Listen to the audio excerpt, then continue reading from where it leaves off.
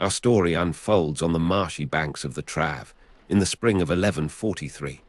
You stand on the eastern bank of the river, where the water widens into a sheltered bay before meeting the Baltic Sea.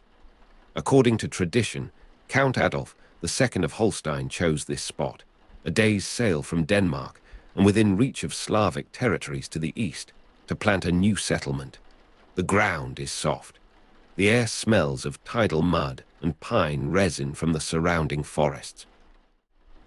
Somewhere beyond the tree line, a smith hammers out the first iron nails that will hold together the wooden palisades of a town that does not yet know its own future. The harbour at Travemünde holds still beneath a sky of pale pearl grey on the morning of April 25th.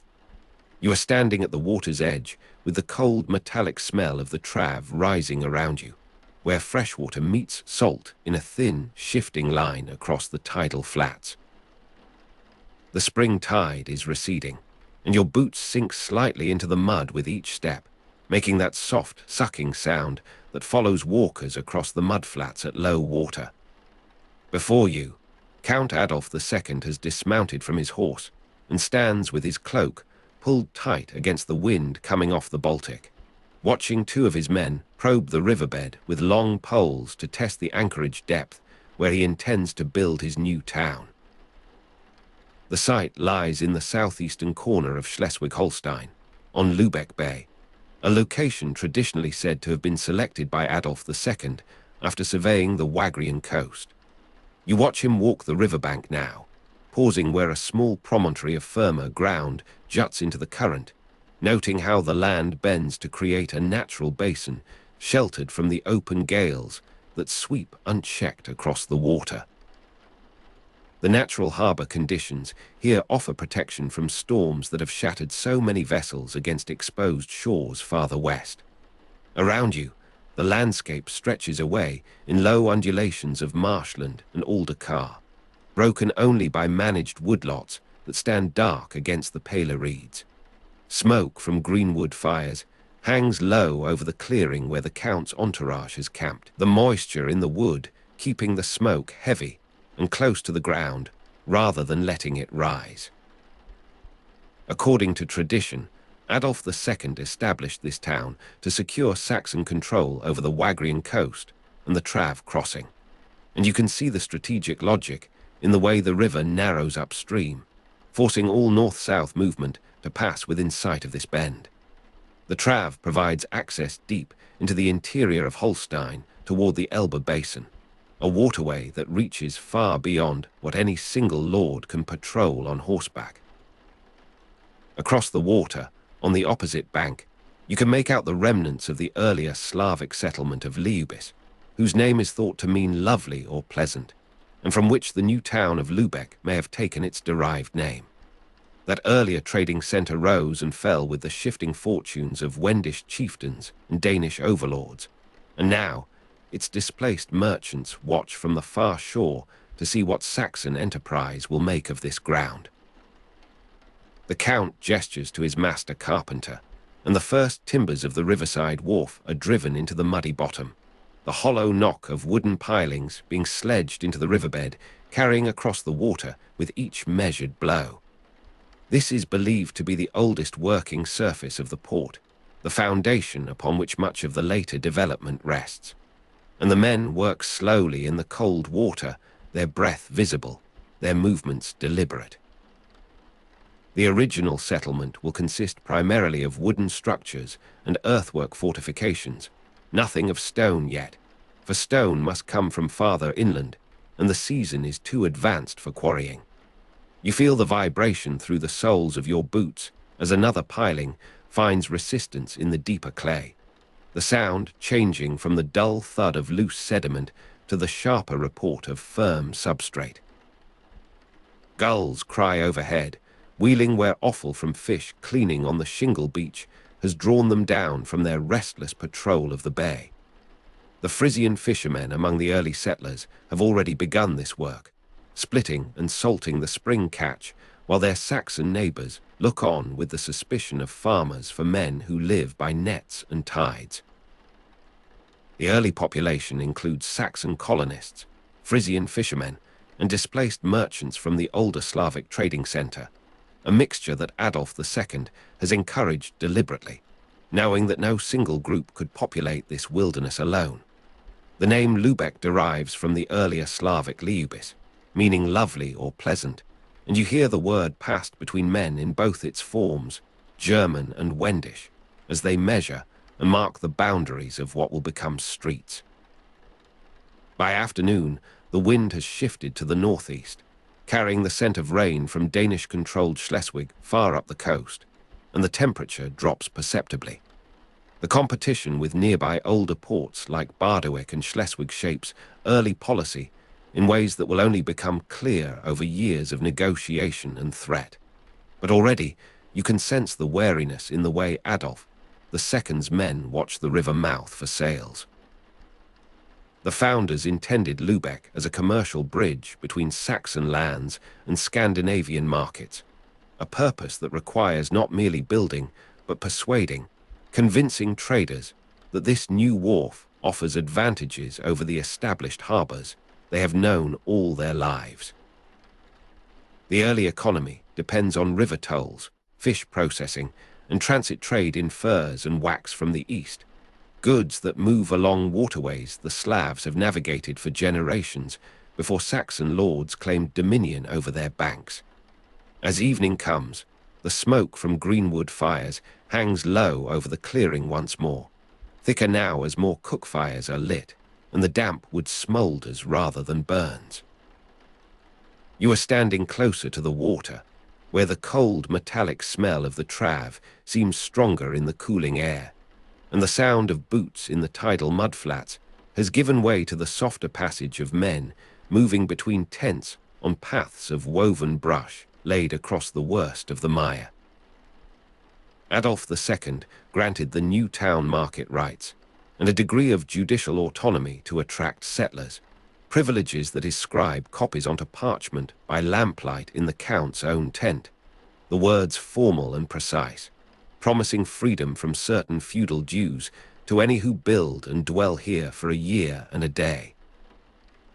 The surrounding landscape of marshland, aldercar, and managed woodlots seems to press inward as darkness gathers, the boundaries between cleared ground and wild becoming uncertain in the failing light.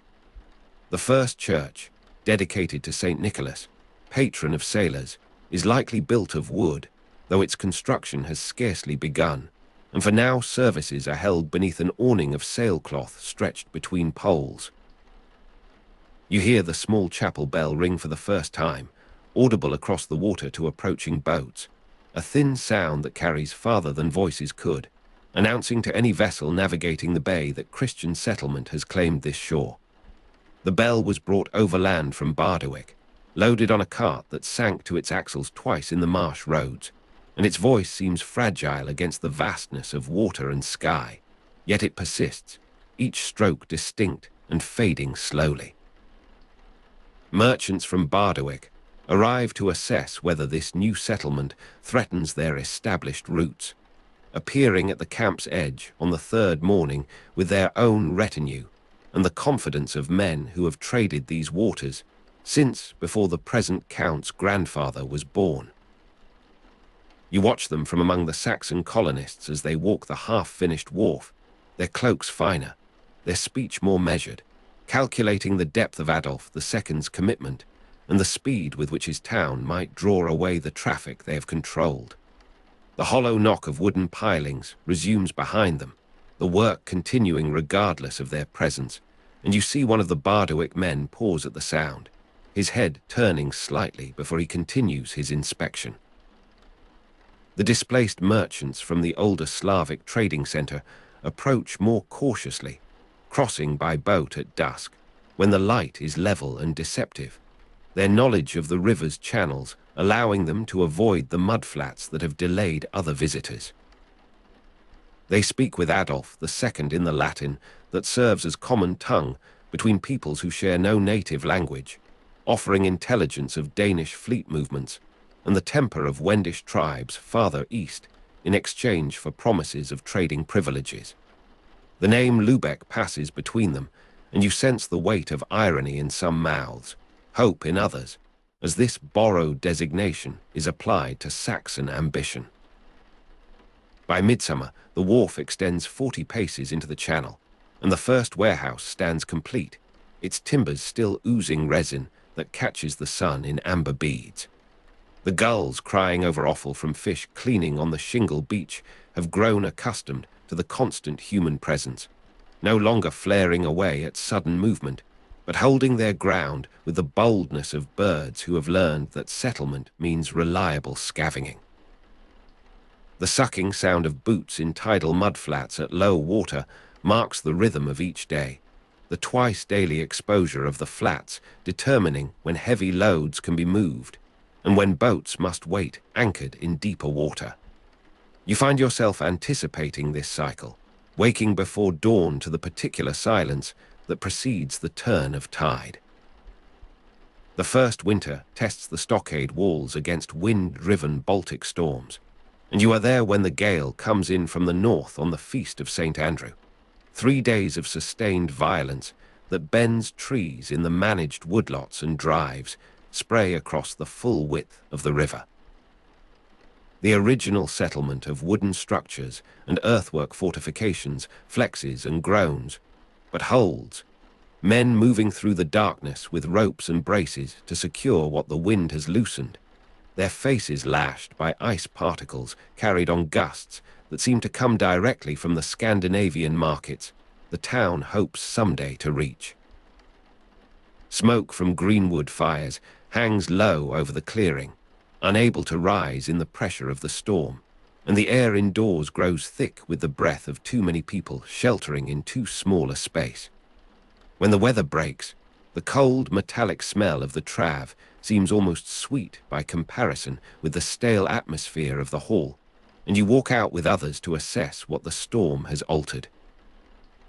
The wharf has lost 2 pilings, their sockets in the mud now empty, the hollow knock of replacement timbers being sledged into the riverbed resuming before the wreckage has even been fully cleared.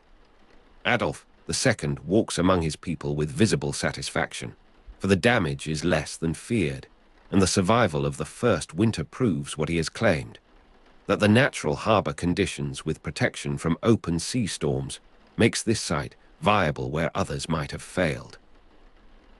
The location in the southeastern corner of Schleswig-Holstein on Lubeck Bay has justified itself in the only trial that matters, the trial of weather and season.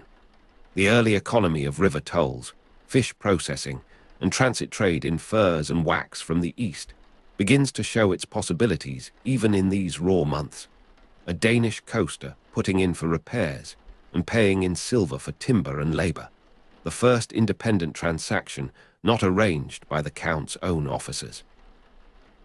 The Trave River provides access deep into the interior of Holstein toward the Elbe basin, and already the new town's position at the river's mouth is attracting notice from captains who understand the savings of avoiding overland portage.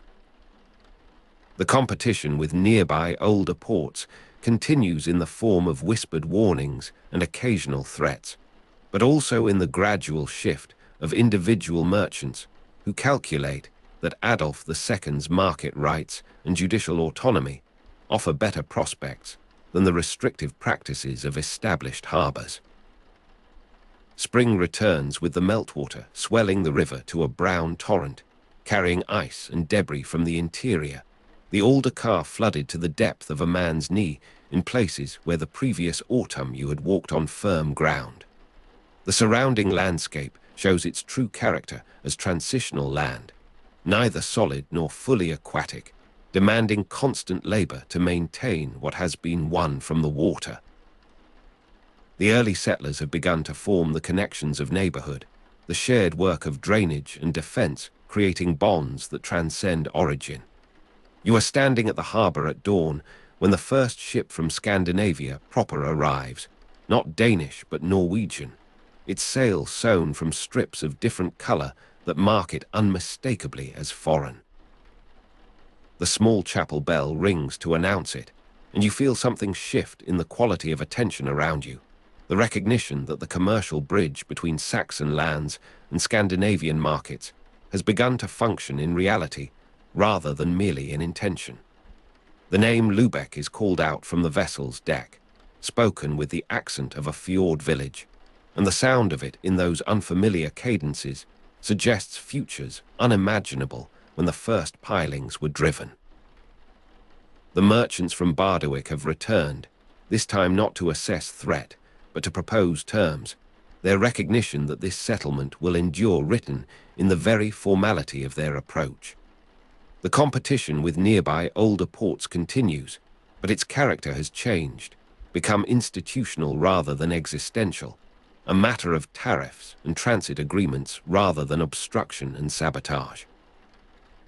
The founder's intention for Lubeck as a commercial bridge between Saxon lands and Scandinavian markets seems less aspiration now and more trajectory, the momentum of geography and economics beginning to carry what human will initiated. The cold air moves across your face from the water, carrying the cold metallic smell of the Trave where freshwater meets salt, and you realize that the light is fading though the hour seems early. The gulls have gathered in their evening numbers along the shingle beach, their crying subdued, expectant, waiting for the offal from fish cleaning that comes with the end of each working day. Smoke from greenwood fires hangs low over the clearing, the fires themselves invisible beyond the first rows of completed houses, their glow making soft halos in the mist that rises from warming ground.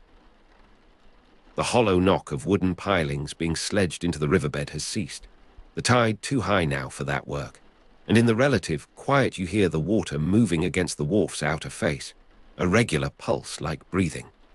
Your boots make the soft, sucking sound of tidal mudflats at low water as you walk back from the harbour's edge, though the tide is in and the path is merely wet, the memory of that sound having become inseparable from movement in this place.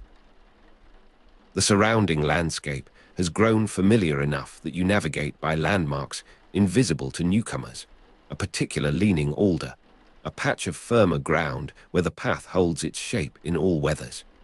You have heard the small chapel bell ring across the water to approaching boats in all weathers, the sound becoming part of the place's identity, announcement, and reassurance together. The original settlement has expanded beyond its initial boundaries, new ditches marking where the stockade will extend when labour and season permit.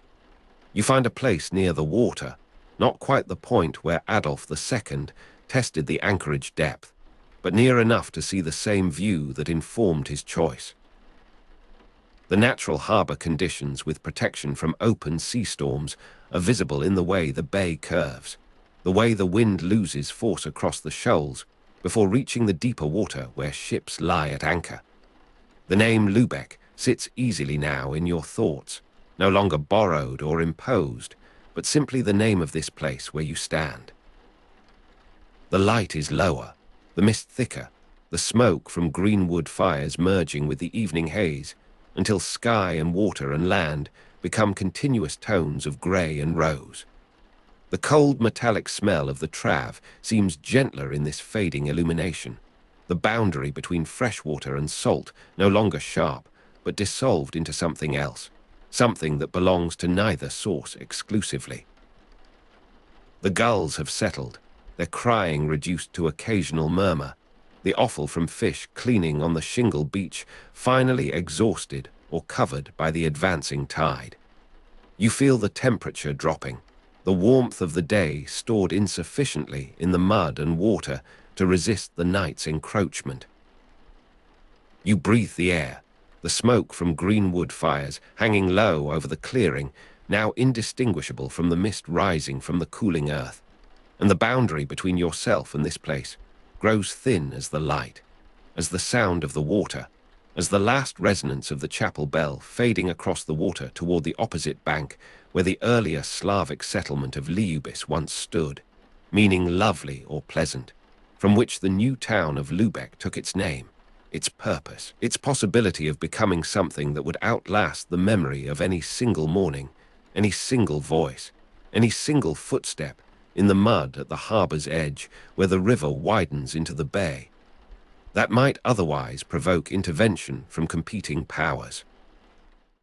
The room smells of wool and sealing wax, of wine consumed in moderation, and the particular dust that accumulates in spaces where men gather regularly to talk rather than to labor.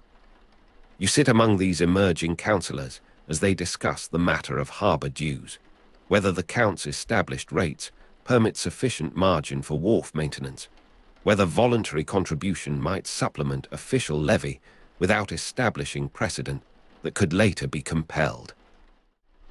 The town council emerges gradually from merchant elders, and in this emergence you perceive the organic development of urban institutions, the way that necessity and habit combine to create structures that formal recognition merely ratifies. Voices rise and fall in patterns of debate familiar across cultures and centuries. The caution of established interest, the impatience of ambitious newcomers, the mediating tones of those who value process above outcome. Light enters through shutters imperfectly closed, striping the assembly with bars of afternoon illumination that shift as discussion prolongs. The matters considered expand with confidence. Weights and measures beyond the standard L, the quality of bread and ale, the conduct of night watchmen, the suppression of disorder that threatens commerce. You observe how the merchant elders defer to the Count's ultimate authority in matters of high justice and external relations, yet assert increasing autonomy in the regulation of daily affairs that their expertise best qualifies them to manage. The town council emerges gradually from merchant elders whose authority rests upon demonstrated competence rather than inherited station, and this basis of legitimacy creates different dynamics than those of noble council or royal court. Reputation, once damaged, proves difficult to restore. Trust, once extended, generates obligations that constrain future action. You feel the weight of this emerging responsibility upon those who accept it, the hours stolen from private commerce for public deliberation, the exposure to criticism that leadership invites. When the gathering disperses, you remain with the host, examining his account books where transactions record not merely profit and loss, but networks of relationship that constitute the settlement's social fabric. The town council emerges gradually from merchant elders, and these records demonstrate the density of connection that makes such council possible, the mutual dependence that compels cooperation, even where individual advantage might suggest competition. You trace with your finger entries that link this house to others across the Baltic, to partners in Lubeck's developing network of correspondence and credit. Evening approaches, and the host's wife enters with refreshment, her presence acknowledging your status as observer without fully admitting you to the intimacy of household. The account books close, and you depart into streets that have achieved familiarity through repetition, the path to lodging known without conscious decision, the settlement having become, through gradual accommodation, something like home. Winter descends with the severity characteristic of this coast, and you find the settlement transformed by cold that penetrates every shelter, that transforms water into obstacle, that contracts the sphere of possible action to the minimum necessary for survival.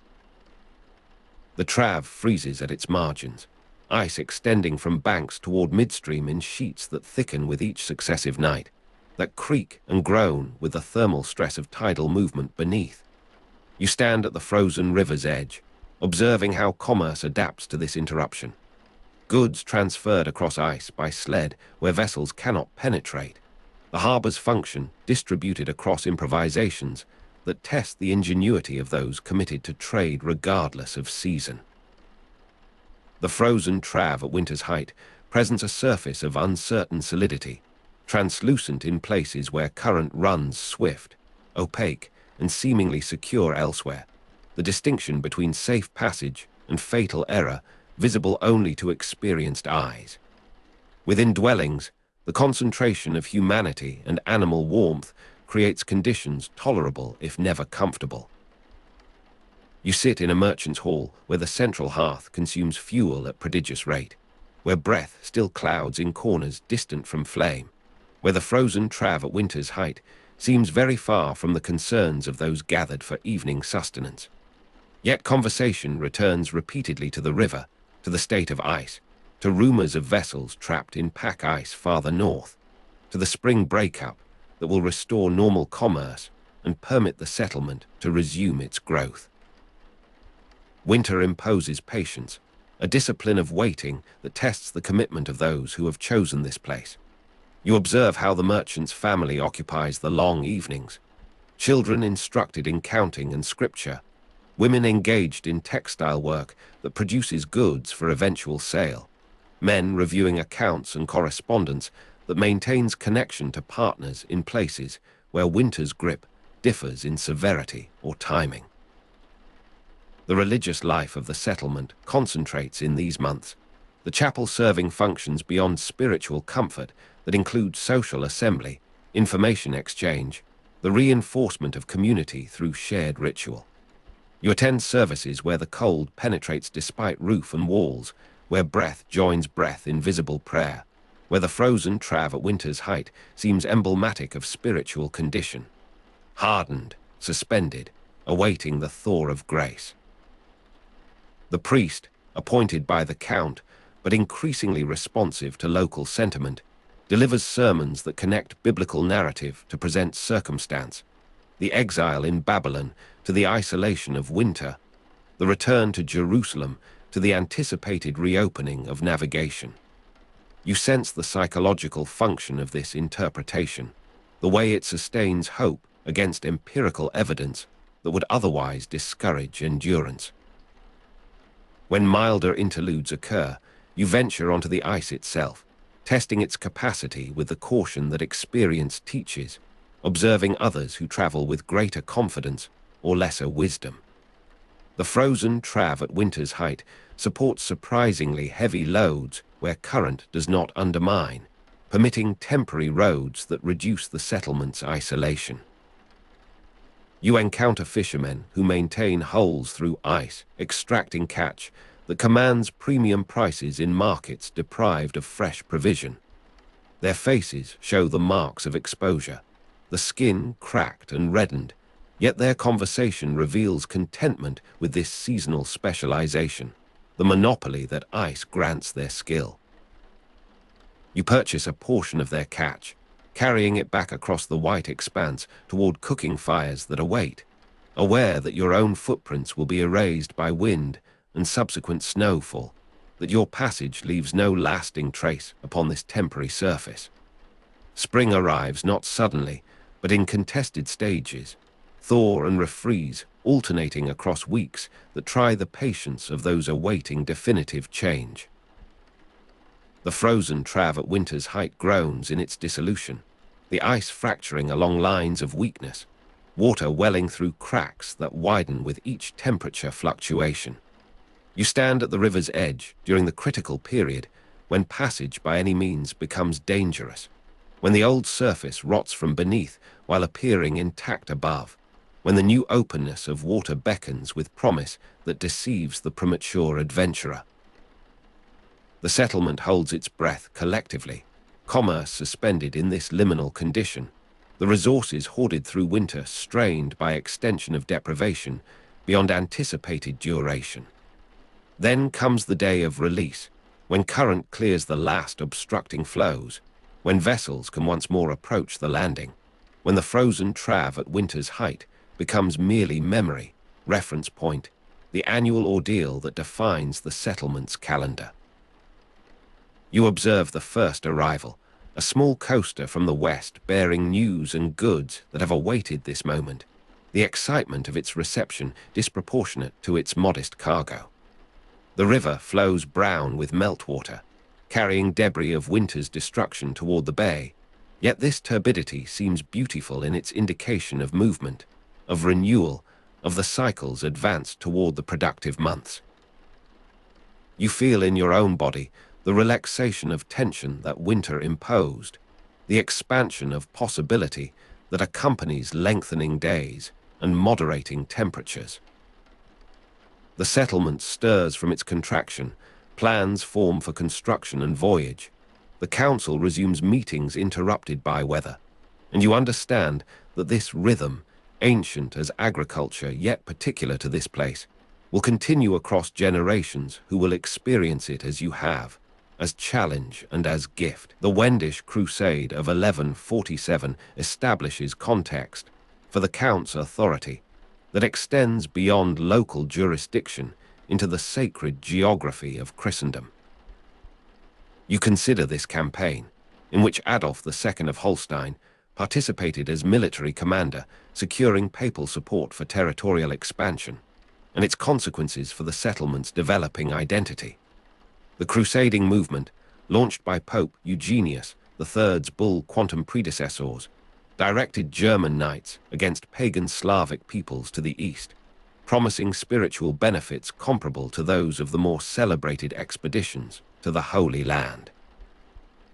You stand in the chapel where veterans of this campaign gather, their bearing marked by experience of organized violence, their conversation circling memories that resist integration into ordinary discourse. The Count's participation served multiple purposes. Spiritual merit, certainly, the remission of sins that crusade privilege offered, but also territorial consolidation, the extension of Christian control into regions previously beyond effective governance, the acquisition of lands and populations that enhanced comital resources. You observe how these veterans, returned to civilian occupation, retain connections forged in campaign, the fellowship of shared ordeal that transcends the particular circumstances of its formation. The Wendish crusade of 1147, in which Adolf II of Holstein participated as military commander, securing papal support for territorial expansion, provided narratives of legitimization that the Count employs in his dealings with ecclesiastical and secular superiors, proof of his commitment to the broader causes of Christendom, beyond mere territorial aggrandizement. Yet you sense also the cost, the men absent from this gathering who did not return, the wounds visible and concealed that mark survivors, the psychological transformations that military service effects. The settlement benefits indirectly from this crusading association, its Christian character emphasized, its position within the expanding frontier of Latin Christianity clarified. You attend the market where goods from newly subjected territories appear with greater frequency. Amber from Prussian coasts, furs from Lithuanian forests, the products of populations brought within the orbit of trade through the campaigns that the Count supported. The Wendish crusade of 1147 established patterns of extraction and exchange that persist beyond the immediate military objectives, integrating the settlement more deeply into networks that extend toward the eastern Baltic. You handle these exotic goods, feeling in their unfamiliar textures the presence of distant origins, the human labor that produced them, the violence that may have accompanied their acquisition. Religious observance reflects this crusading context, prayers for the conversion of pagans supplementing the regular liturgy, the Count's patronage of missionary endeavors documented in chapel records that you examine by permission. You observe how this perspective shapes attitudes among younger inhabitants who did not experience the campaign directly, the assumptions of superiority and entitlement that crusading ideology cultivates even in those whose personal involvement was minimal or nil. As evening closes this examination, you return to the harbor where vessels prepare for the season's first ventures into eastern waters, their crews aware of the hazards that navigation presents, the potential profits that justify risk. The Wendish crusade of 1147 recedes into chronicle and sermon, its particular violence absorbed into the ongoing project of Christian expansion that continues through less dramatic means: trade, settlement, gradual assimilation. You feel the cool air from the water, the particular freshness of spring evenings that promises the productive months ahead, the continuation of endeavors that began with the Count's initial charter, and will extend beyond any individual's capacity to witness. The chapel bell sounds across the water, its resonance carrying to the opposite bank where earlier settlements once stood, where future developments will occur, the temporal layering that this place concentrates and embodies. The settlement's physical expansion proceeds through the Count's remaining years, new streets laid out with increasing regularity, the original irregularity of riverside development giving way to planned extension that anticipates future growth. You walk these emerging thoroughfares where construction proceeds in the season of available labor, where the sound of saw and hammer provides continuous accompaniment to daily existence. The physical expansion of Lubeck through Count Adolf, the second's later years, demonstrates the translation of legal privilege into material form, the Charter's abstract provisions finding concrete expression in walls and wharves, in warehouses and dwelling houses, in the infrastructure of urban life that accumulates across decades of sustained investment.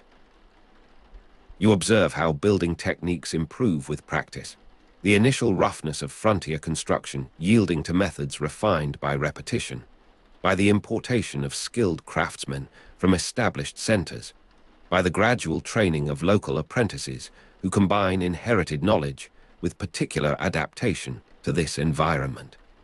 The harbor deepens through organized dredging, the Count's resources permitting concentration of labor that individual merchants could not sustain. You stand at the water's edge as crews operate from flat-bottomed vessels, raising sediment that darkens the water in temporary clouds, depositing it where current will carry it seaward. You feel the vibration of organized activity, the coordination of multiple efforts toward common purpose, the emerging differentiation of specialized functions that characterizes urban development.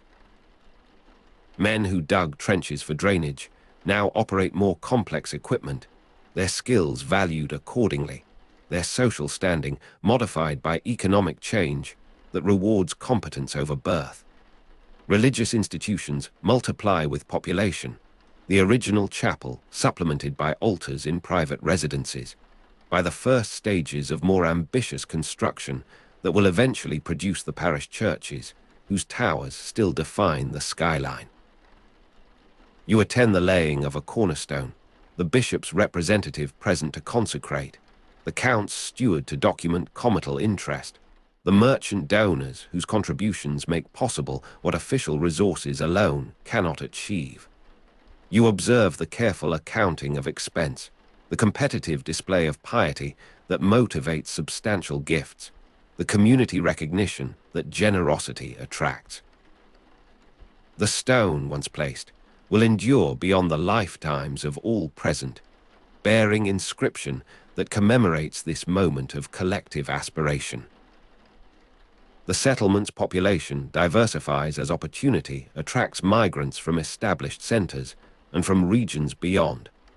Saxons from the south, Frisians from the coast, Danes from across the water, Slavs from the eastern frontier, each group contributing distinctive skills and perspectives, each negotiating accommodation with existing arrangements.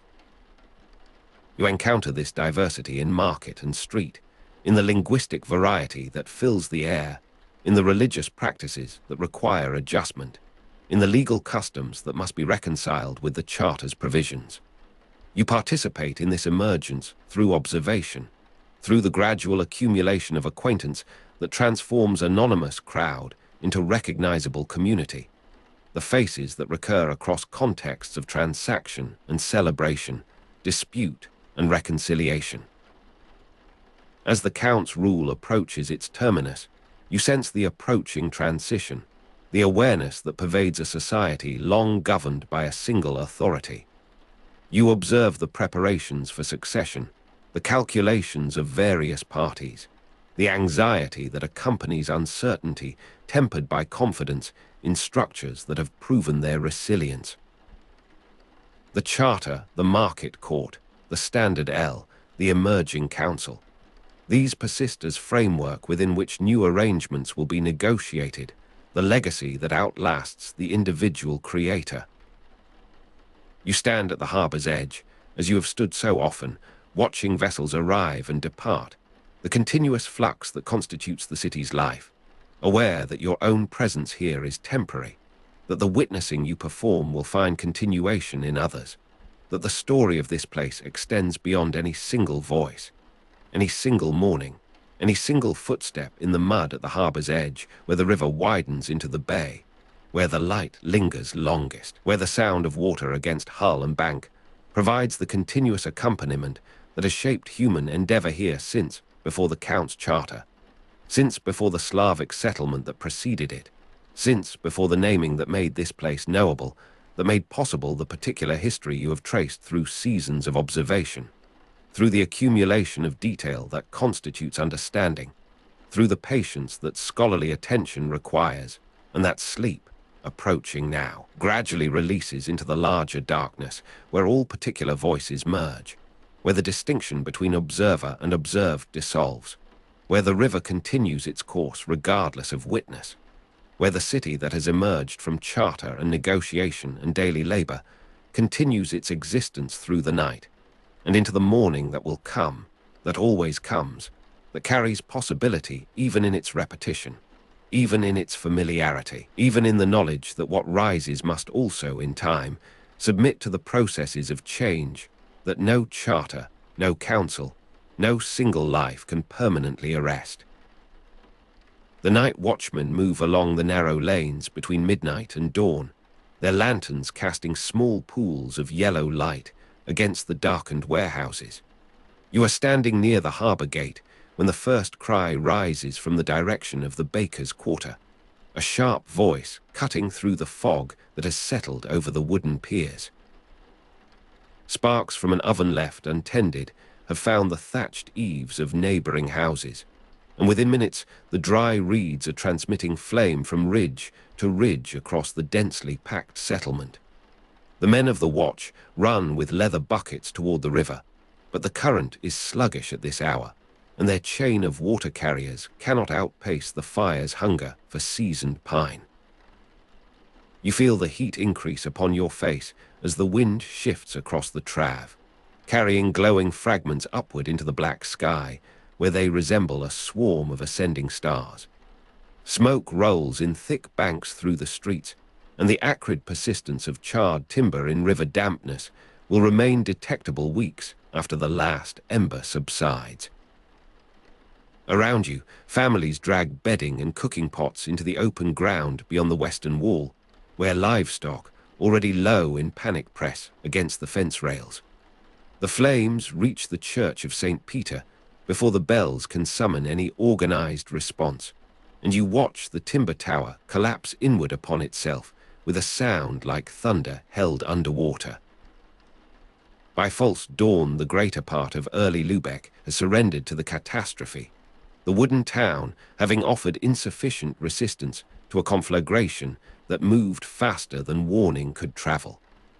The river reflects a dying orange as you stand among survivors who simply stare at the steaming ruins where their commerce and domestic life had stood 12 hours before. Henry the Lion, Duke of Saxony and Bavaria, receives news of the devastation while hunting in the Harz forests, though the messengers require 3 days to locate his moving court. The Duke has observed this settlement from afar, recognizing its potential command of Baltic and North Sea routes, and the fire of 1157 presents opportunity dressed in the robes of emergency. You are walking through the still-smoking precinct when armed horsemen appear upon the eastern road, their banners displaying the blue lion of Saxony against a field of gold. Henry the Lion's messengers arrive with armed escort while embers still glow among the ruins, their horses picking careful paths between fallen timbers and the remains of collapsed wharves. The leading rider dismounts where the customs house once stood, and his proclamation echoes across the hollowed ground with ceremonial precision that seems almost disrespectful to the recent dead. Fresh mortar lime stings the eyes of masons at the cathedral site, though that construction belongs to years yet unlived when the present negotiations conclude. You observe how the Duke's representatives conduct their business without apparent haste, as if the destruction surrounding them were merely an inconvenience of weather. Count Adolf II holds theoretical rights to this place, but his resources cannot match the ambition that Henry the Lion brings to the bargaining table. The compelled session proceeds through forms that preserve dignity even as substance transfers entirely, and you watch local notables witness documents whose phrases they barely comprehend. Henry the Lion compels Count Adolf II to cede Lubeck to him, establishing direct ducal lordship over territory that will never again recognize comital supremacy. The signatures are applied with shaking hands in a makeshift shelter erected among the ruins, and the Duke's seal descends upon wax with a sound that seems to mark more than mere administrative change. Between 1157 and 1159, Henry systematically rebuilds Lubeck with stone foundations and wider streets that break the fatal intimacy of the former wooden clutter. Ducal engineers stake out broader street lines through the ash-fertilized soil, their measuring rods and plumb lines transforming catastrophe into mathematical possibility. You stand aside as work gangs clear rubble into the river, watching how the destruction has inadvertently prepared ground for rational planning that no existing structures would have permitted. The new thoroughfares run perpendicular where formerly they wandered, and the central market square takes shape as a measured rectangle rather than the organic irregularity of ancient settlement. The rebuilt town plan shows deliberate regularity, with a central market square and axial streets suggesting professional design brought from Henry's experiences in Braunschweig and other southern cities. Around you, the geometry of authority replaces the accretion of custom, and the space between buildings widens sufficiently to prevent any future fire from claiming equivalent harvest. The clatter of hooves on newly laid cobbles sounds through mornings where mud had prevailed in living memory, and you feel the difference beneath your own boots as the surface hardens under summer sun. Merchants from Westphalia and the Rhineland are specifically recruited to bring long-distance trade connections that the local population could never have generated from its own limited networks. You watch unfamiliar dialects proliferate in the harbour taverns, watch new sailing rigs appear at anchor alongside the familiar Scandinavian vessels.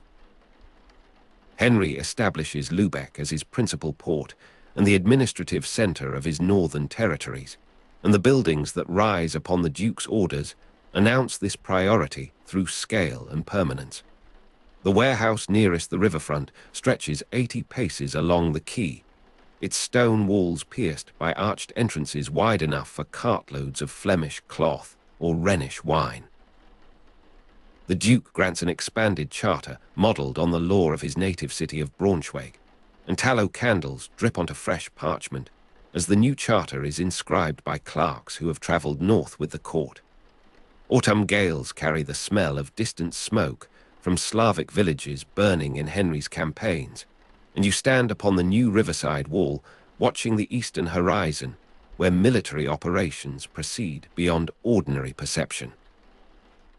The Duke uses Lubeck as a base for his campaigns against the pagan Slavs of the Lower Oder and Vistula regions, and the harbour fills with transports carrying supplies and reinforcements toward the frontier of German expansion. You observe how the martial function complements rather than displaces commercial purpose, how soldiers awaiting embarkation spend their waiting pay in the same markets that will receive plundered goods upon victorious return. The stone gate newly erected at the landward entrance bears carved reliefs of biblical scenes that also serve as propaganda for civilization's advance against barbarism, and you pass beneath its arch with the awareness that protection and projection have become indistinguishable purposes. The rebuilt town received strengthened fortifications, including a stone gate and improved riverside walls that terminate in round towers positioned for crossfire upon approaching vessels. The first loads of Rhenish limestone arrive by ship for the cathedral foundations, and you stand upon the quay as the heavy blocks swing ashore in leather slings. The material has travelled downstream from quarries near Bonn, transferred between craft at multiple points along the Rhine and its connecting waterways, finally entering the Baltic through the Danish straits with all the navigational complications that such routing entails. You watch the dock workers maneuver each stone with studied care, aware that fracture during unloading would waste months of accumulated transport.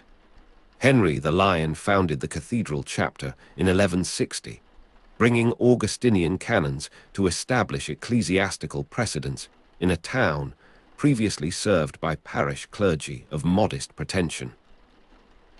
The religious foundation confirms the Duke's commitment to institutional completeness, and you observe how the chapter's establishment precedes substantial construction upon its site by several seasons of preparation and recruitment.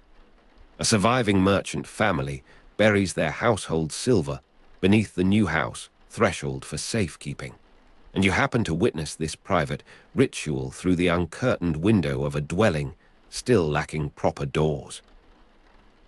The practice reaches backward through generations of urban insecurity, through fires and sackings and the arbitrary seizures of wartime, to some primordial intuition that wealth must be hidden from both neighbors and official notice. You do not intervene or announce your presence, understanding that observation itself constitutes a kind of violation in this moment of anxious preservation. The coins descend into clay vessels that will be sealed with wax and buried at depths calculated against the ingenuity of thieves. Around you, similar precautions are doubtless being enacted in numerous households, the silver of Lubeck dispersing into the earth, even as the Duke's mint begins striking new currency upon the surface. The Duke invested heavily in the harbour infrastructure, building stone quays to replace wooden landing stages that the fire had demonstrated to be vulnerable extensions of vulnerable construction. You walk these new surfaces at evening, feeling how the masonry transmits a different quality of footfall, how the absence of rot and sway beneath your step suggests confidence in transactions yet to occur. The improved facilities attract larger vessels that draw deeper water, and the harbour master employs chains and buoys to organize anchorage according to cargo type and anticipated duration of stay. Henry secures imperial privileges for Lubeck from Frederick Barbarossa, elevating its status above mere comital foundation to recognition that carries weight in the diplomatic calculations of European powers. You learn of this advancement through public proclamation upon a feast day, the herald's voice competing with harbour noise as citizens gather in the market square to hear how their town has been distinguished among the emperor's favours. Lubeck's population expands rapidly under Henry's patronage, reaching perhaps 5,000 inhabitants by 1170, and you observe the physical consequences of this growth in the extension of building beyond the original wall circuit. New suburbs cluster along the roads that radiate from the gates, their residents technically beyond the protection of municipal fortification, yet drawn by economic opportunity that outweighs such considerations. The Duke's administrators register households for taxation purposes, and you watch the scribble process of enumeration that transforms lived existence into entries upon wax tablets later transferred to parchment. The names accumulate in their hundreds, then thousands, each representing a narrative of arrival and adaptation that the official record cannot capture. You stand in the registry chamber when the total passes 4,000, noting how the clerk pauses in his calculation as if the magnitude required momentary acknowledgement before proceeding. The rhythm of reconstruction settles into something approaching normality as the decade progresses, and you find yourself recognizing the town less completely with each returning visit. Where familiar landmarks once oriented movement through the streets, new constructions demand revised mental mapping, and the widening thoroughfares permit faster passage at the cost of intimate knowledge of every facade. The rebuilt Lubeck asserts its difference from the destroyed predecessor with architectural vocabulary borrowed from Henry's southern territories, round arches and decorative arcading that speak of Burgundian and Italianate influence transmitted through the Duke's cosmopolitan experience. You pause before a warehouse whose carved capitals display foliage patterns unknown in native woodcarving, and the strangeness pleases you even as it reminds you how thoroughly external power has reshaped this place. The harbour fills and empties according to seasons that you have learned to anticipate, the spring departure of timber fleets followed by summer arrival of salt and wine, the autumn concentration of herring processing that stains the quays with scales and blood. You have watched Lubeck through its transformation from wooden vulnerability to stone assertion, from comital dependency to ducal foundation to imperial recognition. Henry, the lion's name, recurs in conversation, in document preambles, in the dedicatory inscriptions that craftsmen carve upon public buildings, and you understand how thoroughly personal authority has inscribed itself upon collective memory. The fire of 1157 initiated changes that no single lifetime could fully comprehend, yet you have witnessed sufficient continuity to perceive pattern emerging from the particular events that composed these years. Evening settles upon the rebuilt town with a quality of light that the wider streets distribute differently than the old narrow channels permitted. You stand at the harbour edge, watching the last ships of the season secure their rigging against winter storms, the crews speaking languages that have become familiar through repetition rather than any effort of learning upon your part. The stone quay beneath your feet extends further than the wooden predecessor ever reached, and the depth at its end accommodates hulls that would have grounded upon the former mud slope.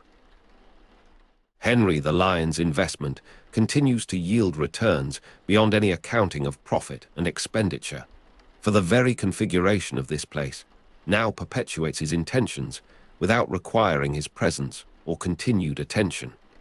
The Duke has moved elsewhere in his vast territories, campaigning against enemies, or administering justice, or merely hunting through forests that remain wild despite decades of aristocratic pursuit. Cathedral Chapter proceeds with its liturgical obligations in temporary quarters, while fundraising continues for the ambitious structure whose foundations alone have consumed such labor and material. You attend offices upon occasion, drawn by the unfamiliar music of trained voices where parish chanting previously sufficed. The Augustinian canons move with disciplined precision through ceremonies whose elaboration speaks of metropolitan standards imported to this northern frontier. Their establishment represents another strand in the web of Henry's systematic creation, ecclesiastical prestige complementing commercial function and military capability to produce a settlement that claims comprehensive significance. You observe how visitors from more established regions remark upon the chapter's presence with surprised approval, how this institutional novelty converts skeptical assessment into modified respect. Winter comes with ice forming upon the river margins, and you watch the harbour adapt to reduced mobility as it adapted previously to fire and reconstruction.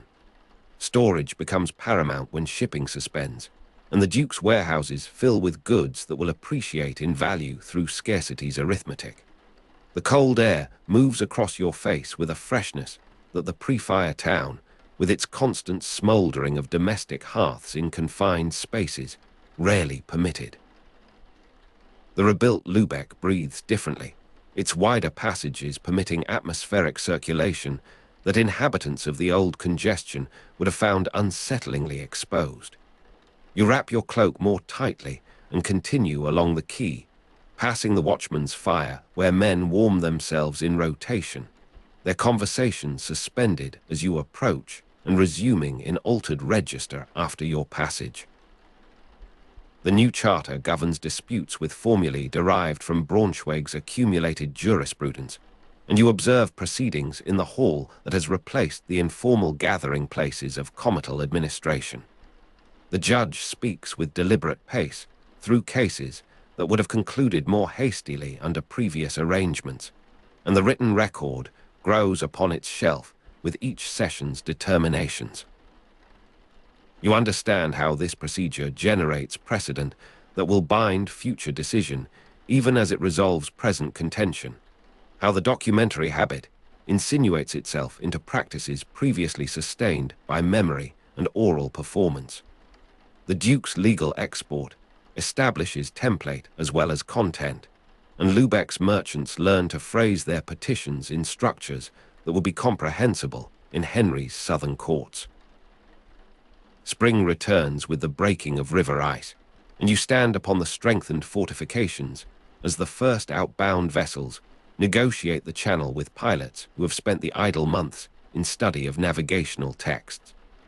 The stone walls that replace wooden palisades permit defenders to observe approaches with confidence in their own protection, and the improved riverside walls terminate at points where artillery might be concentrated against hostile shipping. These preparations address possibilities that mercantile calculation prefers to ignore, yet Henry's military experience demands comprehensive provision against contingencies that peaceful commerce cannot foresee. You trace with your eye the line of defense that encircles the rebuilt settlement, noting how its regularity reflects the same planning intelligence that organized the street grid within. The market square achieves its fullest activity upon the Feast of St. James, and you move through crowds that demonstrate the population expansion that administrative records merely enumerate. The 5,000 inhabitants claimed by 1170 represent perhaps half the souls present when seasonal traders augment resident numbers, and the square's dimensions prove adequate to this concentration without the dangerous compression that characterized older commercial gatherings. You purchase bread from a baker whose ovens are now constructed of stone and tile rather than the timber that initiated the Great Fire, and the taste seems unchanged despite the altered technology of production. Around you, the dialects of Westphalia and the Rhineland mingle with native speech and with the Scandinavian cadences that persist despite German immigration, producing an acoustic environment that announces Lubeck's intermediate position between multiple cultural zones.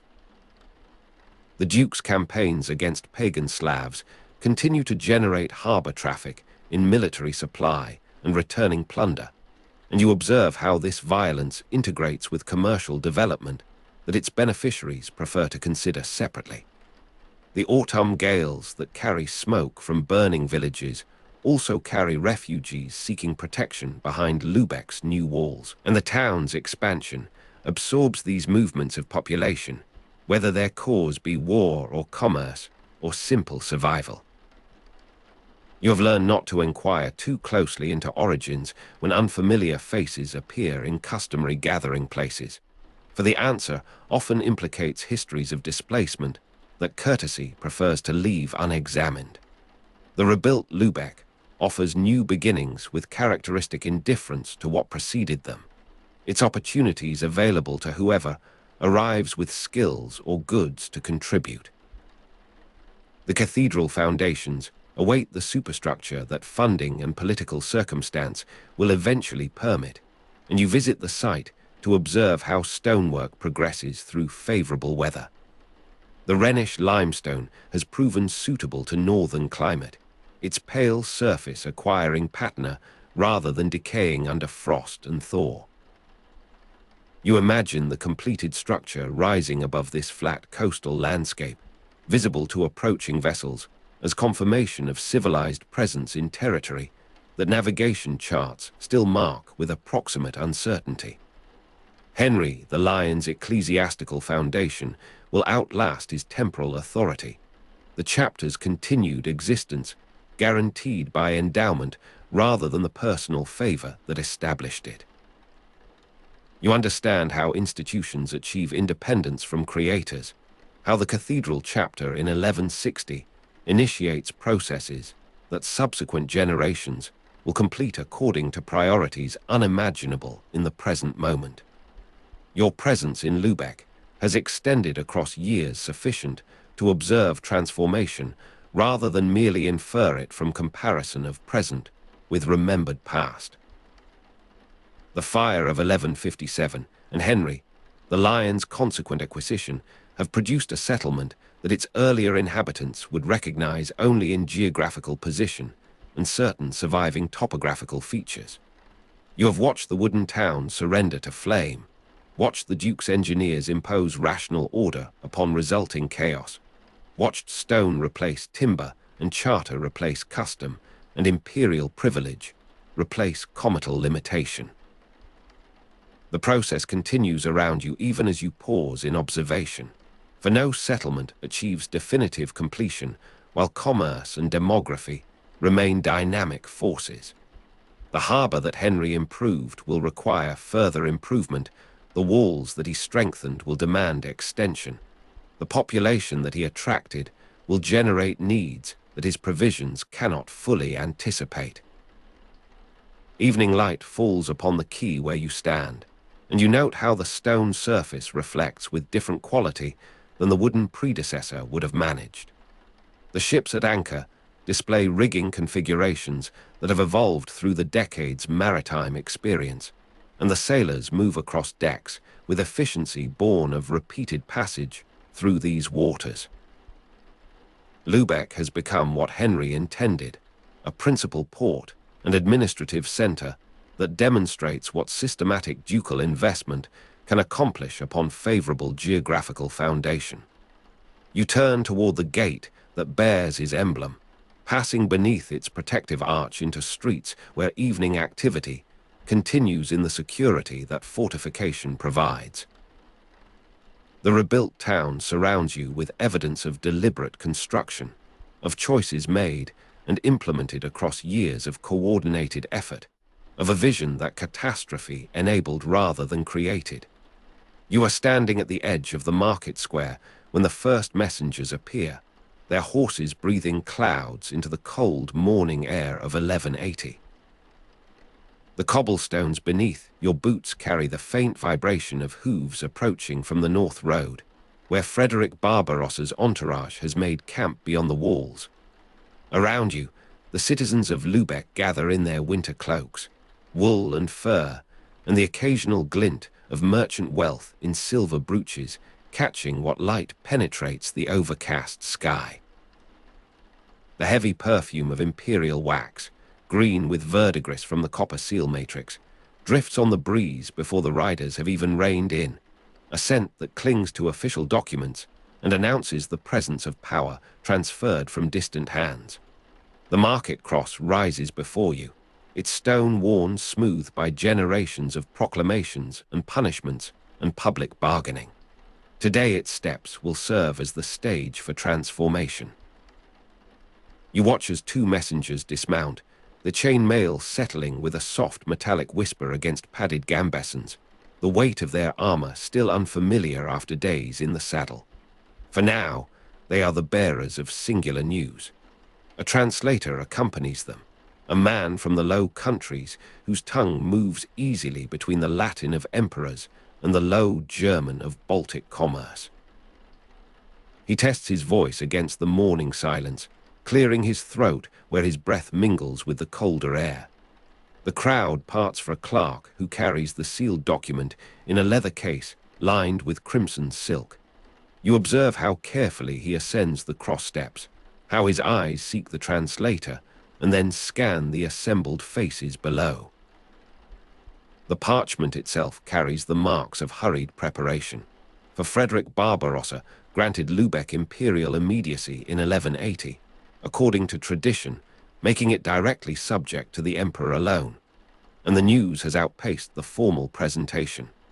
Henry the Lion's political disgrace and the dissolution of his duchy have created this vacancy of authority, this sudden elevation of a trading settlement to unprecedented stature. You feel the shift in the atmosphere around you, a collective holding of breath as the clerk breaks the wax seal with a small iron knife. The translator begins, and his voice carries across the square with surprising gentleness for so large a space. He renders each clause slowly, allowing the meaning to settle between phrases. Imperial Free City status liberated Lubeck from intermediate territorial lordship and its attendant tolls and services, and you watch comprehension spread through the crowd in visible waves. Raised eyebrows, exchanged glances, the relaxation of shoulders that have carried the burden of ducal obligation. A fishmonger near you releases a held breath in a long white plume. A woman with keys at her belt, marking her as a property holder of substance, nods with each successive freedom enumerated.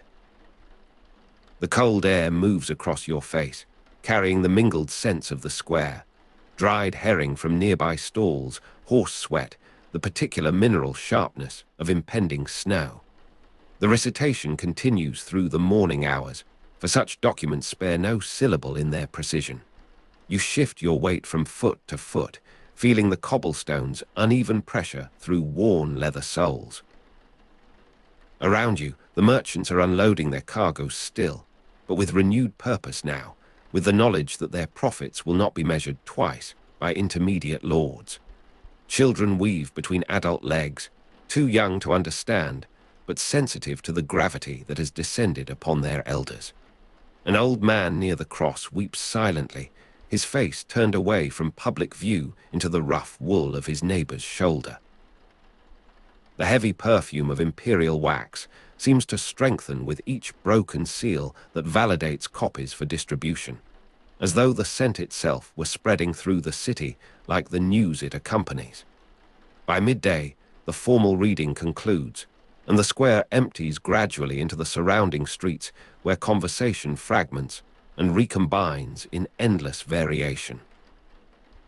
You move with the current of bodies toward the harbor, where gulls wheel above masts that suddenly represent something altered in their significance. The water holds the grey reflection of cloud cover, broken only by the ripples of small craft moving between larger vessels anchored offshore. Rime has formed along the northern edges of the docks where shadow preserves what sunlight cannot reach. Your fingers find the fabric of your cloak where moisture has gathered and frozen in crystalline patterns that will melt and reform with your body's warmth. The weeks that follow bring the practical implementation of abstract privilege. You find yourself present in a warehouse converted for temporary council use, where 20 men gather around a table built from ship's timbers, still bearing the marks of salt and tar. Lubeck's constitution developed around a council of 20 members, elected annually by the Burger corporations, and this first assembly struggles to discover the rhythms of collective authority. Parchment scraping sounds in the council chambers scriptorium accompany their deliberations, a continuous undertone of record-keeping that will grow more sophisticated as permanence replaces improvisation. You watch them count the seals of absent members as present, a legal fiction that acknowledges geographical reality while preserving the form of full participation. Leadership remains tentative in these earliest sessions, distributed among voices that gain and lose conviction with each topic addressed, though two equal burgomasters would become standard by the mid-13th century. Winter deepens across the city, and you stand at the harbor mouth where ice forms in sheets that creak and grind against the piles. The Trave River carries the cold inland, its surface stiffening at the edges where current weakens. Merchants still depart for southern ports, their hulls reinforced against the season, their sails reduced to minimum canvas that strains against gusts from the frozen northeast. You observe a vessel being loaded with amber gathered from the eastern shores, each piece wrapped in linen against the salt air that would otherwise dull its polish. The stevedores work with gloved hands, their breath marking time in regular exhalations that the wind disperses immediately. From a customs booth newly established at the water's edge, slate pencils scratch on tally sticks as citizenship fees are recorded, one of the first material expressions of autonomous administration punctuating the harbour noise. Spring arrives with the characteristic reluctance of this latitude, grey days, persisting long after the calendar promises change. You walk the walls that Henry the Lion's builders raised, noting where frost has opened cracks that summer repairs will seal again. From this elevation, the city's growth reveals itself in the scatter of new construction, beyond the original nucleus wooden structures, pressing toward boundaries that autonomy will eventually extend.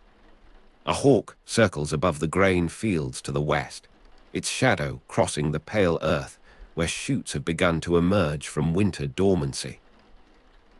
The year 1226 finds you at a different harbour, one that shares the Trave's estuary, but faces the open sea where Lubeck's island position offers less shelter. Travemund spreads before you in the gathering dusk of early autumn, a village whose collection of huts and fishing sheds has acquired strategic significance through the ambitions of its neighbour. Lubeck aggressively expanded its territorial control, acquiring the Trave estuary village of Travemund in 1226, and you have come to witness the transfer that secures the outer harbour approaches and enables customs collection at the river mouth. Shipwrights drive new pilings while the previous lord's banner is lowered, their mallets rising and falling in rhythmic sequence that carries across the water. You feel the vibration through the dock where you stand, a percussion that resonates in the boards beneath your feet and the air around your ears. The banner descends slowly, its fabric heavy with the moisture of maritime climate, its colours, whatever they were, whatever lordship they represented, now indistinguishable in the fading light. A new standard waits to ascend, bearing the city's own device that proclaims its altered status to any vessel approaching from the sea.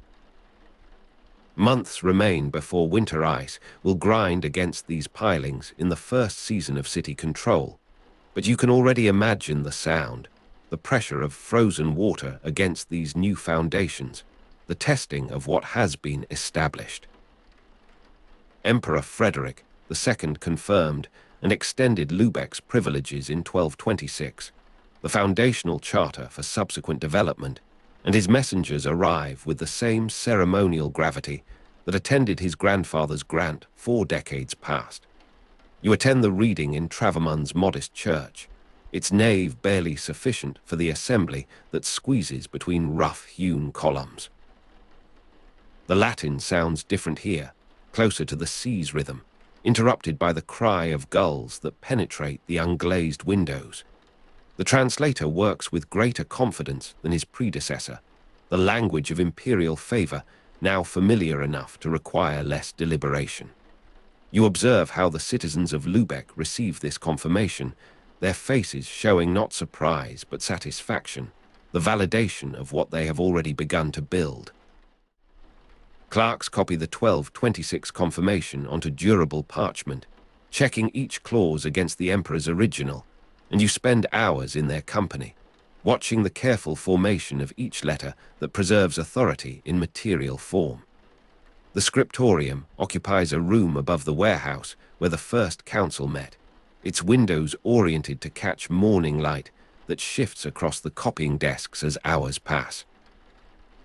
Ink preparation requires attention to temperature and humidity that these copyists have learned through painful error, their predecessors' failures visible in blotted pages, stored as warnings against haste. The heavy perfume of imperial wax returns in this space where authentication follows transcription, where each finished document receives its validating mark. Your eyes tire from tracking the movement of quills, the subtle variations between hands that reveal individual scribes, despite their training toward uniformity. The city established a uniform legal code, the Lubeck law, which became the standard for over 90 towns in the Baltic region, and you encounter its effects in the marketplace, where disputes now resolve according to written precedent rather than customary negotiation. A merchant from Gotland argues with a local shipowner over damaged cargo, their exchange observed by a clerk who notes salient points for later judgment.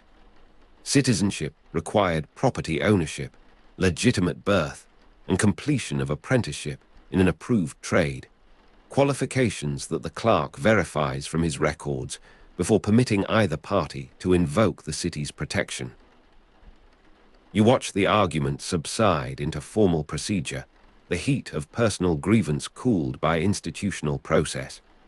Administrative rhythms provide counterpoint to the legal discussion, the scratch of slate pencils on tally sticks as citizenship fees are recorded underlying commercial conflict with the steady pulse of governance.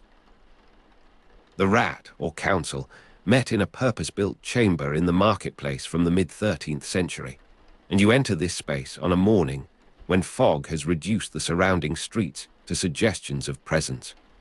The building asserts itself through proportion rather than ornament, its timber frame filled with wattle and daub that carries the faint scent of lime and damp straw. Inside, light filters through horn panes set in pivoting frames, their translucency creating a uniformity that discourages shadow and the suspicion it might harbor. You take position against the wall where observers may stand without participating, your shoulders brushing the plaster that carries the residue of countless assemblies. The 20 seats arrange themselves in a curve that permits each member sight of all others, an architecture of mutual visibility that supports the equality of deliberation. Two positions at the center remain slightly elevated, acknowledgement of the mayoral office that emerged gradually, with two equal burgomasters becoming standard by the mid-13th century, though the precise moment of this crystallization escapes easy dating. Parchment scraping sounds in the council chamber's scriptorium filter through a connecting door left ajar, the continuous production of records that will preserve these sessions for reference and dispute. You observe how the present members arrange their seals, how absent colleagues contribute through objects that represent their continuing participation. The council convenes for the first time as fully sovereign body, counting the seals of absent members as present, and subsequent meetings maintain this practice until it becomes ritual, the form preserving memory of origins. A brazier near the center provides insufficient warmth against the season, its coals glowing with the particular orange of birch that burns quickly and requires constant replenishment. The cold air moves across your face from gaps in the wall covering, reminders of construction completed in haste to meet the needs of growing institution. The city's seal, depicting the eagle of the empire and its own twin-towered gate, proclaimed dual sovereignty, and you examine an impression taken fresh from the matrix. The wax retains warmth from its molten state, flexible enough to capture detail that will survive centuries if protected from disturbance. The eagle faces right, its wings spread in the conventional posture of imperial heraldry, while below the gate stands closed, its towers equal in height and crenellation, its representation of municipal identity distinct from but complementary to the superior symbol. You trace the design with your eyes, following the boundary where delegated authority meets inherent dignity, where Lubeck's particular history achieves visual expression. The heavy perfume of imperial wax clings to your fingers after handling, a scent that will persist through washing and recall you to this moment unexpectedly in days to come. Summer brings you to the execution ground established beyond the northern wall, where the first execution by city authorities rather than comital representatives establishes the reality of independence. The procedure observes all formal requirements that Lubeck law specifies, the condemned given opportunity for final statement, the witnesses gathered from among those whose presence validates public character. You stand at the margin of the assembled crowd, close enough to observe without participating in the density of bodies that presses toward the spectacle. The heat of the day has drawn moisture from the earth, a faint miasma rising where vegetation has been trampled by previous gatherings. The weight of chain mail on messengers riding south to confirm the privilege at other courts seems distant from this local assertion. Yet both expressions derive from the same source, the same transfer of ultimate authority that 1180 initiated and 1226 confirmed. The condemned man speaks longer than custom permits, his voice carrying a quality that silences the murmur of anticipation. You hear him trace his history in the city, his apprenticeship and marriage, and the disputes that led to this extremity, a narrative that the attending clerk notes without apparent emotion, though his hand slows in its recording. When the sentence proceeds, it does so with the mechanical precision that Lubeck's judicial autonomy included capital jurisdiction, rare even among imperial cities of this period. The rarity resides not in the fact, but in its explicit recognition, the chartered right to extinguish life without appeal beyond local authority. You turn from the completion, walking back toward the gate where the twin towers of the city seal's design rise in actual stone against the summer sky.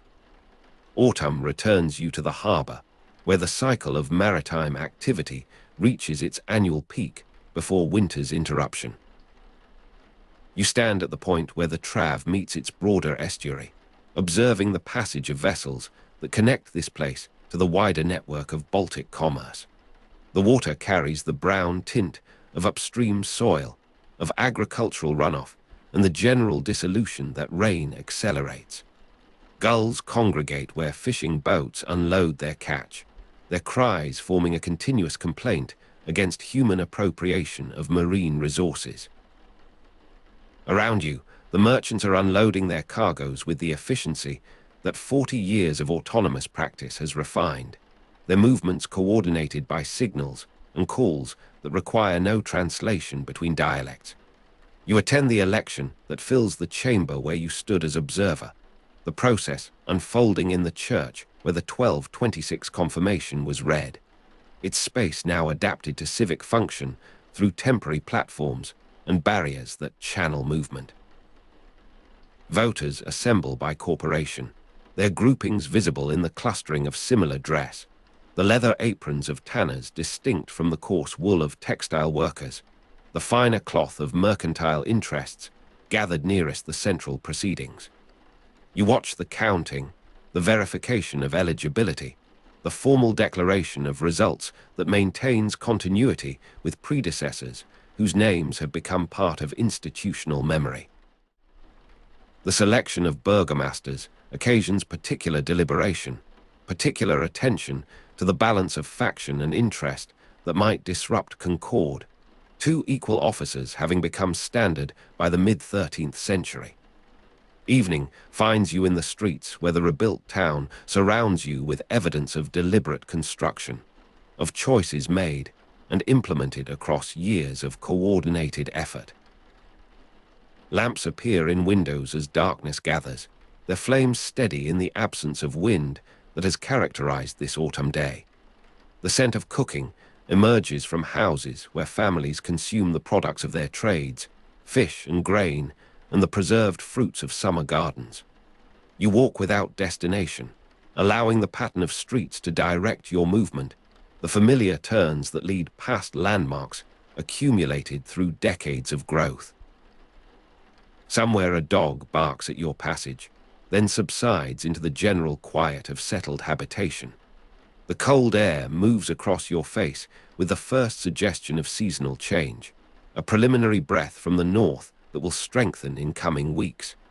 The year's end brings you to the scriptorium where clerks prepare copies of the 1226 confirmation, their labor now directed toward the preservation of what time threatens. The documents require inspection for damage, for the depredations of insect and moisture, and the gradual deterioration that affects all organic materials. You assist in spreading pages for examination, your hands moving with the care that experience has taught, supporting vellum at edges where stress concentrates. Some sheets show the foxing that precedes more serious decay, the brown spots that spread across surfaces like maps of imaginary territories. Others retain their pristine flexibility, their preparation so skilled that centuries have touched them lightly. Parchment scraping sounds continue around you, the preparation of new materials that will receive the copied text, the cycle of replacement that sustains institutional memory against material fragility. Frederick Barbarossa granted Lubeck imperial immediacy in 1180, making it directly subject to the emperor alone, and this privilege followed Henry the Lion's political disgrace and the dissolution of at least one of his duchies. The connection between these events, the causal chain that links distant imperial decision to local transformation, reveals itself in documents that you have now examined repeatedly, their phrases internalized through persistent attention. The city could now conclude independent alliances, coin money, and administer justice without external appeal, capacities that the subsequent decades have demonstrated in actions recorded and actions lost to documentation, but surviving in practice. You stand in the council chamber where the rat may have met from the mid-13th century, though historical records of this period are sparse, feeling the accumulated presence of those who have deliberated here, whose decisions have shaped the possibilities that now surround you. Winter ice grinding against the Travemund pilings in the first season of city control returns to your imagination as you observe the harbor's present condition, the open water that navigation still permits in this relatively mild season. The memory of that first winter, preserved in documents you have consulted, acquires sensory specificity through your own experience of subsequent seasons, the particular sound of pressure and release as water changes state. Shipwrights at Travemund drive new pilings while the previous lord's banner is lowered. This image persists from your witnessing, modified by the knowledge of what followed, the establishment of permanent city presence that the initial action initiated. You move along the dock where merchants prepare cargoes for the last voyages before ice closes the northern routes, their urgency tempered by the routine that decades of practice has established. Each manifestation adapts the design to its medium, the eagle's feathers simplified in carving, elaborated in textile, the gate's proportions adjusted to available space. Yet the essential relationship persists, the vertical connection to imperial authority and the horizontal assertion of municipal identity. You pause before a painted version in the chapel where sailors offer devotion before departure, the sacred context adding a dimension that secular display cannot claim. The heavy perfume of imperial wax accompanies your examination of the treasury's collection, the stored instruments of authentication that enable the city's continuous operation. Slate pencils scratching on tally sticks as citizenship fees are recorded draws you finally to the administrative office where new members of the community achieve formal recognition. The process has grown more elaborate since the first uncertain years, the qualifications more precisely specified, the verification more systematic. You observe several examinations, the nervousness of candidates, the impatience of those whose status has long been established and who resent the time consumed by newcomers. The clerk's pencil moves across its tally surface, accumulating the fees that fund the administrative apparatus, the continuous resource extraction that enables governance. Evening closes around the city as you make your way toward the gate that leads outward, away from the concentration that autonomy has created. The walls cast long shadows across streets already dimmed by the sun's decline, the geometry of fortification producing patterns that shift with the season's changing angles. You pass beneath the arch where the twin towers rise against the darkening sky, their silhouette recognizable from the seal's abstraction, the material reference that gives symbolic design its meaning. The cold air moves across your face with the full force of evening, carrying from the north the promise of season's change. The the cycle that will return you to witness further evolution of what has been established. You are standing at the brine works before dawn, and the white haze of evaporator sheds hangs over Lueneburg like a second sky, visible from miles across the flat heath. Around you, the eye-stinging steam rises in slow columns from countless boiling pans, each tended through the night by men who know the precise moment when crystals begin to form. The cold air moves across your face, carrying that particular mineral sharpness that clings to clothing and skin, the signature of a place where Earth yields its oldest treasure. Bronze Age hands first cupped these springs, long before memory took written form, and the demand that drove their labor has only compounded across the centuries. Charlemagne's agents reportedly measured output in cartloads. Ottonian chanceries recorded extensive tithes. You watch the brine master approach his nearest pan, his calibrated float gleaming dully in the lamplight, the instrument by which he tests the density of a new batch against the standard that separates profitable salt from mere watery waste. The sky above Lueneburg is still dark, though the east shows that particular thinning that precedes color. Moths circle the work lanterns in lazy arcs, drawn to flames that will claim a few before sunrise. The brine master dips his float and holds it to the light, reading the watermark with eyes accustomed to this judgment, this daily ritual of acceptance or rejection. His apron shows the stiffened traces of 1,000 such mornings, the leather gone pale with salt crystal accumulation where brine has splashed and dried. Peat fires beneath the pans consume the surrounding moorland at a pace that outstrips natural growth, and the fuel cutters push ever outward into the heath, leaving behind hollowed landscapes that fill slowly with dark water. You feel the heat radiating from the nearest shed, the warmth that makes these yards bearable in deepest winter and oppressive in summer's height.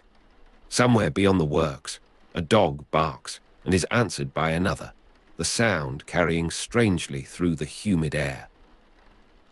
The carters arrive with first true light, their two-wheeled carts rattling over rutted approaches, the horses moving with that deliberate pace of animals who know the day's wait already. They load woven panniers at dawn, the salt crusting white on their leather aprons even as they work, the material so fine it powders the air around their movements. You stand among them, feeling the particular give of salt sack beneath your fingertips as you assist in securing a load, the weave rough against your palms. These men will walk the old salt route, connecting the brine springs of Lueneburg to Lubeck, covering approximately 90 kilometers through forest and marsh, and the difficult crossing of watershed. The route crosses the divide between the Elbe and Trave drainage basins, requiring portage or later canalization, and this climb remains the day's most demanding passage. Before canalization, pack horses likely carried salt in pannier loads along rough tracks, though the extent to which two-wheeled carts were used on forest paths is uncertain. Sweat-slick horse flanks steam in cold morning air after the climb to the watershed, the vapor rising in visible clouds from animals too warm for the temperature. You have reached the divide now, the place where waters part toward different seas, and the forest here seems older, less disturbed by the clearings of fuel cutting that mark the heathlands behind. The path descends gradually toward Lueneburg, where the Elbe crossing required ferry operations subject to toll disputes, and you can smell the river before you see it, that muddy richness of moving water carrying the plains of Germany toward the North Sea. Birdsong begins in earnest as the sun clears the horizon, the brief chorus of morning that will fade to insect hum by noon. Your boots find purchase on root and stone, the track treacherous where spring rains have softened ground that froze hard through winter months. At Lueneburg, the ferry waits with the indifference of a craft that serves whether trade flows or stalls. A toll dispute delays a convoy 3 days, the horses eating into profit margins with every mouthful of purchased fodder, every night of stabling charged at rates that reflect captive custom. You stand on the bank with the carters, watching the ferryman negotiate with the convoy master, both men knowing the shapes of compromise that will eventually emerge. The river moves past with its own urgency, brown and broad, carrying debris from upstream forests, the occasional log, the foam of some distant disturbance. Gulls wheel overhead, crying in voices that seem always to announce something never quite arriving. The salt waits in its panniers, valuable enough that no convoy will abandon it to seek alternate crossing, yet perishable enough in economic terms that delay translates directly to diminished return. You feel the hours accumulating like damp in clothing, the slow erosion of purpose that attends any enforced waiting. The ferry finally accepts its load, the horses nervous on planks that shift with the current, the water visible between gaps that seem to widen with each step. You stand at the rail as the opposite bank approaches, the southern shore that brings the convoy closer to Lubeck, where staple rights require all passing salt to be offered for sale in their city first. The wind carries spray across your face, fresh water mixing with the salt dust that has settled into every crease of your traveling clothes. The opposite bank rises in low bluffs, the landing place marked by poles driven deep against spring flood. Merchants' agents wait there, recognizable by their better cloth, their practiced patience, their knowledge of exactly how much delay the crossing has imposed and what that means for bargaining position. The ferry grounds with a sound of wood on gravel, and the unloading begins again. The transfer from one jurisdiction to another, from Elbe to Trave, from one set of tolls to the next. The road improves beyond Lueneburg, the traffic of generations having established firmer footing. Wider passage. You walk now through managed woodland, the oaks pollarded for fodder, the undergrowth kept down by grazing rights exercised by villages along the way. The particular crunch of coarse salt underfoot on warehouse floors is still distant, still a sensation of arrival rather than journey, yet you anticipate it in the rhythm of your steps, the knowledge of what awaits at terminus. A village church bell marks some office unknown to you, the sound carrying across fields where rye stands green and unripe. Women weed among the rows, straightening briefly to watch the convoy pass, faces blank with the particular reserve of those who see commerce move through but never toward them. Children run alongside for a distance, shouting requests for salt that the carters ignore with the equanimity of long practice, knowing that distribution follows hierarchy, that no handful diverted to roadside begging returns value to the merchant investors of Lubeck. Evening finds the convoy encamped where a stream provides water for horses and men alike. Fires are permitted here, carefully tended against the spreading risk that attends any flame near peat country. You sit with your back against saddlebags emptied of their salt weight, feeling the ground's coolness seep through your clothing. The stars emerge in patterns that navigators know, that sailors departing Lubeck will read for latitude as they cross toward Scania, toward the herring curing stations where Lueneburg salt completes its essential function. Lubeck's warehouses stored this same salt for redistribution to those curing stations, and this connection binds the inland spring to the sea in an economic circuit older than any living memory. Individual shipments were worth more than many craftsmen's annual output, and this value justifies the difficulty of transport, the consumption of fuel and labor and animal life that moves it from brine to barrel. Morning reveals mist lying in the stream valley, the world reduced to immediate presence, the visible distance collapsed to 20 paces of grey dissolution. The carters rise early, accustomed to moving in conditions that would delay less urgent traffic. You help reload the panniers, noting how brine seeping through wicker has left crystalline trails on the forest path, white lines marking where salt escaped its containers, where value leaked onto ground that will not return it. The mist begins to lift in ragged patches, revealing the road ahead as revelation rather than simple visibility, the trees emerging ghost-like from nothing. A heron lifts from the streamside with heavy grace, indifferent to human passage, bound for fishing grounds that commerce does not reach. The convoy moves forward, the horses fresher for rest and grazing, their hooves finding the track's firm center where countless predecessors have compressed the surface to near stone density. The land opens gradually, the forest giving way to cleared fields, to signs of intensifying settlement that mark approach to the great city.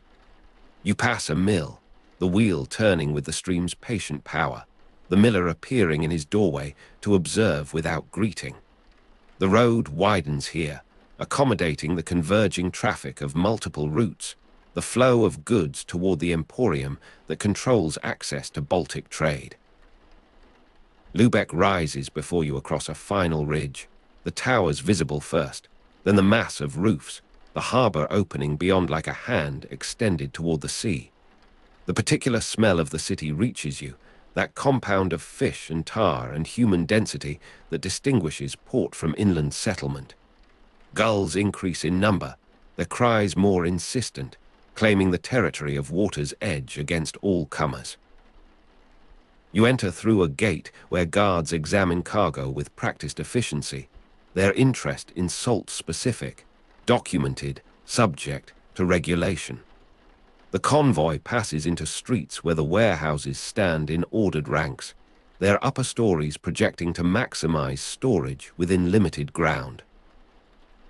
Warehouse inspectors probe sacks with brass sampling augers, the spiral instruments withdrawing cores that reveal interior quality, rejecting a lot contaminated with road dust, the contamination inevitable from any overland journey, yet subject to standards that protect the city's reputation and the consumer's expectation.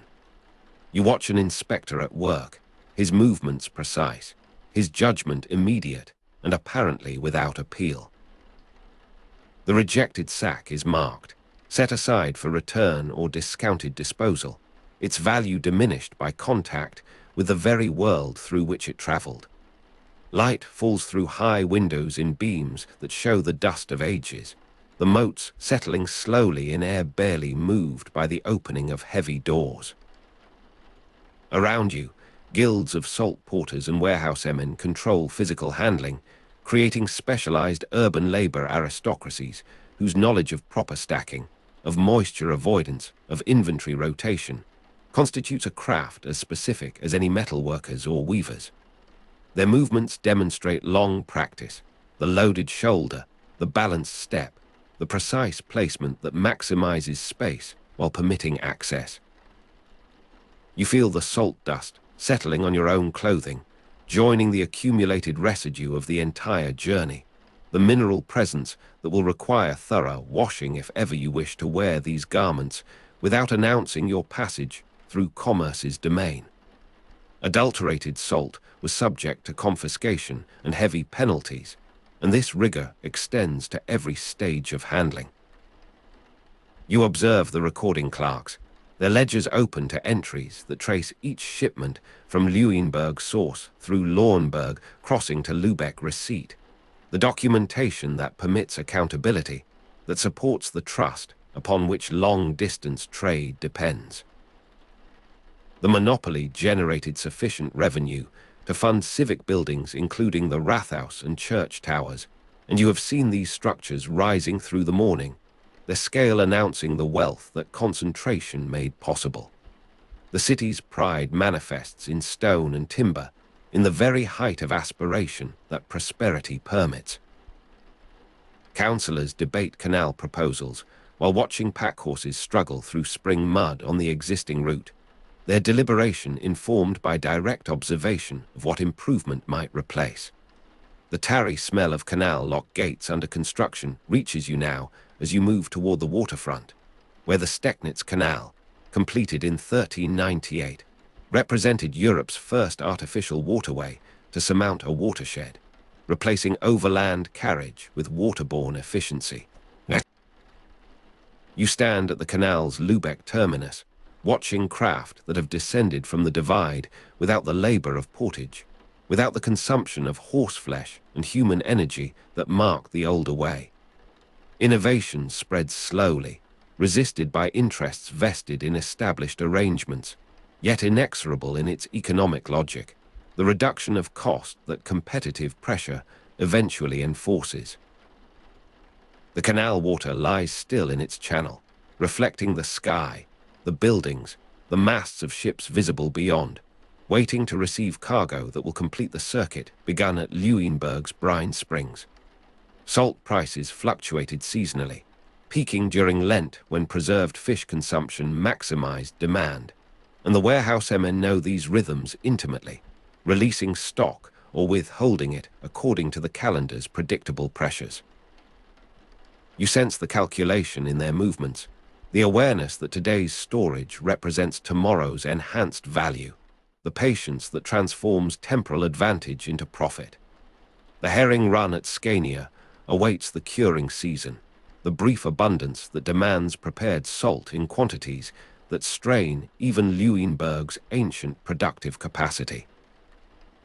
Ships depart daily now, laden with the white crystals that will preserve the catch, that will extend the season's gift across months and distances that fresh fish could never survive. The monopoly's reach extends with each vessel, binding producer and consumer independence that neither chose yet neither can readily escape. You move finally to the harbor itself, where the full scope of Lubeck's commercial ambition reveals itself in ordered chaos.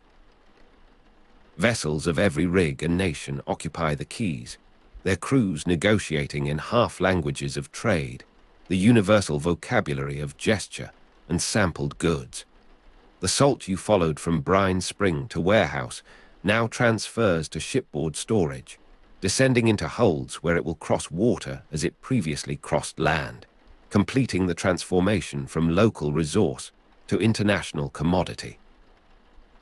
The eye-stinging evaporator sheds of Lueneburg seem distant now, almost imaginary, yet their product surrounds you in tons, in value accumulated across the labor of countless anonymous hands. The wind shifts, carrying from the north the promise of season's change, the cycle that will return you to witness further evolution of what has been established, the perpetual motion of commerce that outlives any single participant. Evening settles over the harbor, the light going amber, then rose, then the deep blue that precedes star emergence. You stand at the water's edge, feeling the cold air move across your face, carrying now the tar and fish and salt composite that is Lubeck's particular atmosphere. Around you, the city prepares for night, the warehouse doors closing, the clerks departing with their sealed ledgers, the porters gathering at favored establishments to spend wages earned through handling what the earth yielded and human ingenuity processed and trade distributed. The ships rock gently at mooring, their masts creating a forest of spars against the darkening sky, ready for tomorrow's departure toward Scania, toward the Baltic beyond, toward all ports where hunger for preserved fish creates demand that Lueneburg's ancient springs must somehow satisfy. You remain, the observer who has become participant through attention, who carries the route's knowledge in embodied memory, the 90 kilometers from brine to harbor, from inland spring to sea. The morning light comes pale and diffuse across the Åsund, and you are standing among the low dunes of Falsterbo, where the sand holds the night's cold in its hollows. Around you, the first lookouts have climbed to their accustomed heights, wrapped in cloaks of undyed wool against the pre-dawn chill. Their eyes search the grey water where the Kattegat meets the belt, seeking the particular disturbance that announces the autumn herring run. The Scanian market, that great annual gathering which transforms these empty shores into a temporary metropolis of 20,000 souls, depends upon this moment of first sighting. From late July until the waning days of October, the fate of merchants and fishermen, of barrel makers and coopers, of kings and common laborers, hangs upon whether the silver shoals choose to pass north of this peninsula where the currents concentrate their passage. The wind carries salt and the faint iodine of bladder wrack rotting at the tide line. Your feet sink slightly into sand still firm from the receding night. Somewhere behind you, a dog barks once and is hushed. The lookouts signal the first silver flash, and a murmur passes through those assembled like breath through reed pipes, soft and simultaneous. Torches are extinguished. Unnecessary fires would only waste the pitch and tow that must last through months of curing. You feel the collective holding of breath, the suspension between the long preparation and the confirming event. The fishing grounds lie north of the Falsterbo Peninsula, where currents concentrate the migrating shoals, and now that ancient knowledge proves itself again in glints of moon-caught scale beneath a sky lightening toward pewter. The sun clears the horizon as a flattened disk without warmth, and the true work begins in earnest. You move through crowds that have materialized overnight, men and women carrying tools they have brought from Lubeck, from Stralsund, from Wismar and farther ports, whose names echo with the specific weight of the Hanseatic network. The Skånenfara guilds regulate participation, with membership conferring substantial political influence at home, and you observe how their members move with proprietary confidence through the chaos of first arrival. Their badges of office, silver chains, specific cuts of dark wool, rings worn on particular fingers, mark them as men who need not scramble for position, but inherit it through accumulated precedent. Around you, the merchants are unloading their cargoes, though unloading misrepresents the activity. What occurs is more precisely a sorting of futures, a distribution of anticipated wealth into the physical vessels that will preserve it. The smell of tar rises everywhere, for the barrels must be prepared before the fish can be taken. Tarry smoke from pitch-sealed barrel interiors being prepared for filling drifts across the dunes in low blue columns, finding no height in the damp morning air. You pass a cooperage where men heat the curved staves over small fires, bending wood that grew for decades in the Lubeck region into containers that will cross seas and years. A Lubeck factor inspects barrel staves for proper oak seasoning before approving purchase, and you watch his methodical progress. The tap of knuckle against grain, the examination of end checks, the calculation of how many such vessels his employer's Witten will require. Lubeck merchants hold the largest trading plots, called Witten, covering 6 to 10 hectares each, and their factors walk these temporary estates with measuring strides, committing boundaries to memory against the disputes that inevitably arise when so much value concentrates so briefly upon shifting sand. The metallic shimmer of herring scales on drying racks in millions catches the afternoon light as you move toward the shore proper. The first catches have come in, small boats running before a wind that favors their return, and the processing begins with the efficiency of long practice. Gutters stand in rows, knives flashing in patterns too rapid for untrained eyes to follow. Children carry baskets of salt from piles that diminish visibly hour by hour. Salt from Lueneburg and barrels from the Lubeck region constitute the essential inputs for herring preservation, and you understand now the geographic poetry of this arrangement. The ancient springs feeding brine to distant pans, the slow commerce of evaporation and cartage, all converging here where the living fish meet their transformation into commodity. The cold air moves across your face, bearing the composite odor of this industry, the fresh copper blood of newly killed herring, the mineral sharpness of Lueneburg salt, the deeper note of oak beginning its long marriage with fish flesh. Evening brings the night cruise, and you find yourself among them as darkness claims the water. They haul nets by torchlight, while shore-based buyers negotiate prices by the catch, and the scene resolves into zones of flickering illumination separated by gulfs of black where the sea breathes. The torches gutter in the offshore breeze, casting moving shadows that make the nets seem to possess their own volition. You stand at the edge of the firelight, where a buyer from one of the smaller Witten argues the quality of a particular haul, his fingers probing the mesh to assess the fat content of individual fish. Herring serves as essential fasting food throughout Catholic Europe, creating predictable massive demand, and this predictability is what permits such negotiations in darkness, such confidence that tomorrow's market will justify tonight's expenditure. The sound of waves against hulls provides a continuous low percussion beneath the human voices, the creak of wood, the splash of emptied nets returning to water. The ammoniac reek of fish waste accumulating in tidal pools intensifies as the tide recedes, and you move inland to escape the most concentrated effluvia. Temporary structures have multiplied across the dunes since your arrival, some substantial enough to suggest permanence, others clearly improvised from whatever materials the latest ships disgorge. Beer foam sours on rough tables in temporary alehouses built of ship's lumber, marking the spaces where laborers spend their wages almost as quickly as they earn them. You enter one such establishment, its walls indeed constructed from planks still bearing the ghost marks of vessel architecture, and the warmth of bodies and fermentation encloses you.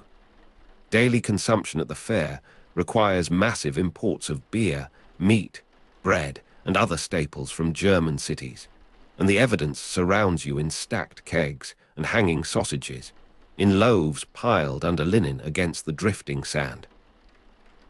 The keeper, a woman whose face maps years of seasonal migration between some permanent home and this temporary enterprise, serves you without curiosity. You are simply another presence in the flow of custom that sustains her family's participation in the Scanian market. Danish crown officials measure Witten boundaries with marked ropes, disputing encroachments, and you encounter their party in the grey morning that follows your night among the crews. They move with the deliberate pace of delegated authority, their ropes marked at intervals with coloured thread, their disputes recorded by a clerk whose ink freezes in the cold if he pauses too long between entries. The Danish kings grant and revoke trading privileges strategically, using market access as diplomatic leverage, and these men embody that policy in its most granular application. Not the grand treaties, but the measured hectare, the contested ell, the precise location where one merchant's privilege ends and another's begins. You watch them work across ground that shifts even as they measure it, the wind-driven sand erasing their footprints almost as they make them. The autumn equinox gales rattle canvas, tent walls on the dune lines, presaging worse weather to come, and the officials complete their survey with visible haste, as if the elements themselves might render their judgments obsolete. The fleet has grown in the days of your presence, and now the anchorage presents a spectacle that justifies the market's fame. As many as 500 vessels might lie simultaneously in the Åsund between Falsterbo and Dragger, and though you cannot see the full extent of this concentration, the density visible from any point suggests the total. Each ship carries between 4 and 5 barrels for small craft, up to 400 for the largest cogs, and the arithmetic of capacity exercises itself in the movements you observe. The small boats running in constant shuttle between shore and the deeper anchorage, the great cogs receiving their cargo through systems of lighters and barges that extend their reach far beyond any individual hull's draft. The Peace of Stralsund in 1370 secured Hanseatic monopoly of the Scanian herring market until 1385, and though that particular settlement has passed into history, its structural consequences persist in the dominance you witness, the network of obligation and precedent that shapes who may participate and how. English and Dutch competitors, termed Umlandfahrer, were progressively excluded from direct participation, and you observe the mechanisms of this exclusion in the daily operation of the fair. The Umlandfahrer, when they appear at all, operate at the margins, buying from Hanseatic middlemen rather than from the primary producers, paying premiums for access that guild membership would grant automatically, accepting terms dictated by the established order. You speak with one such trader, a man from the Low Countries whose Flemish-accented German marks him as clearly as any badge, and his accommodation to this system has the resigned quality of long necessity. He has found his niche. He explains, in commodities the Hanseatic traders disdain as insufficiently profitable, in moments of the season when their attention turns elsewhere. The Scanian market operates annually from late July to late October, coinciding with the autumn herring run, and even within this brief window, hierarchies of access and timing reproduce the larger exclusions of the trading year. The weather turns with the progression of autumn, and the fair enters its most intense phase before the inevitable dissolution. Up to 20,000 people gather seasonally at Scania, transforming dunes into a temporary metropolis, and the social consequences of this compression reveal themselves in the interactions you witness.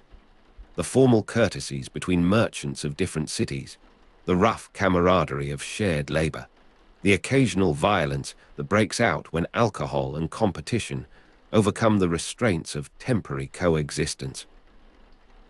You move through crowds whose languages layer upon each other, low German dominant, but pierced by Danish, by Swedish, by the isolated utterances of more distant origins.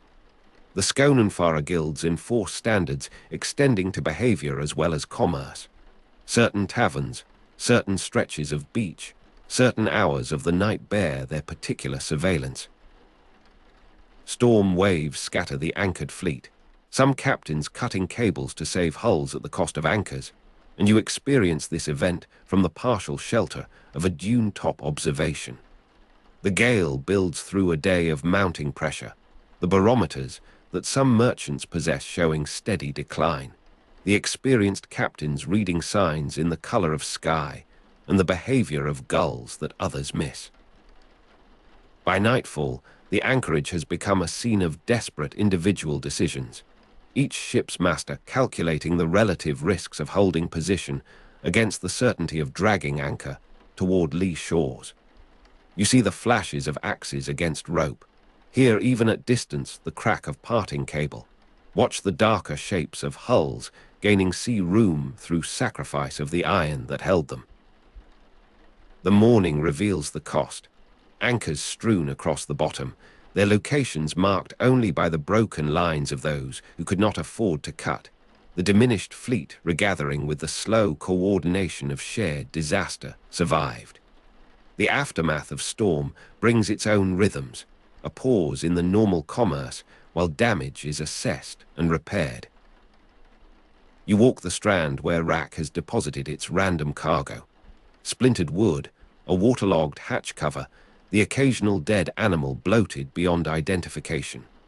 The metallic shimmer of herring scales on drying racks persists despite the weather's interruption, for the processing continues regardless, the gutters and salters working under canvas shelters against the remaining rain.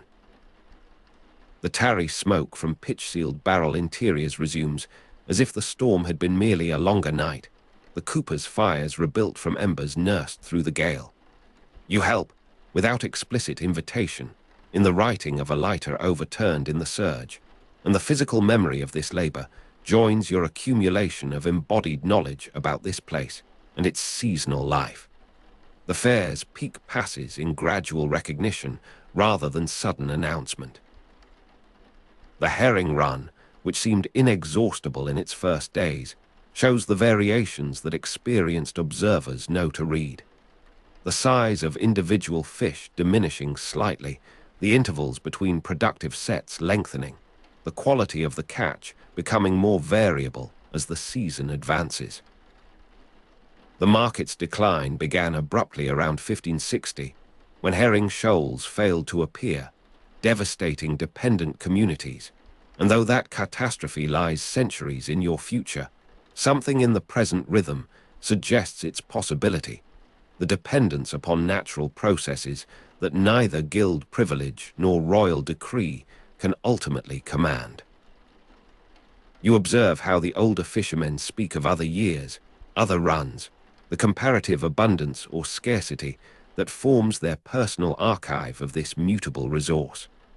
The final phase of the Scanian market unfolds with the shortening days, the transactions acquiring urgency as the deadline of dispersal approaches.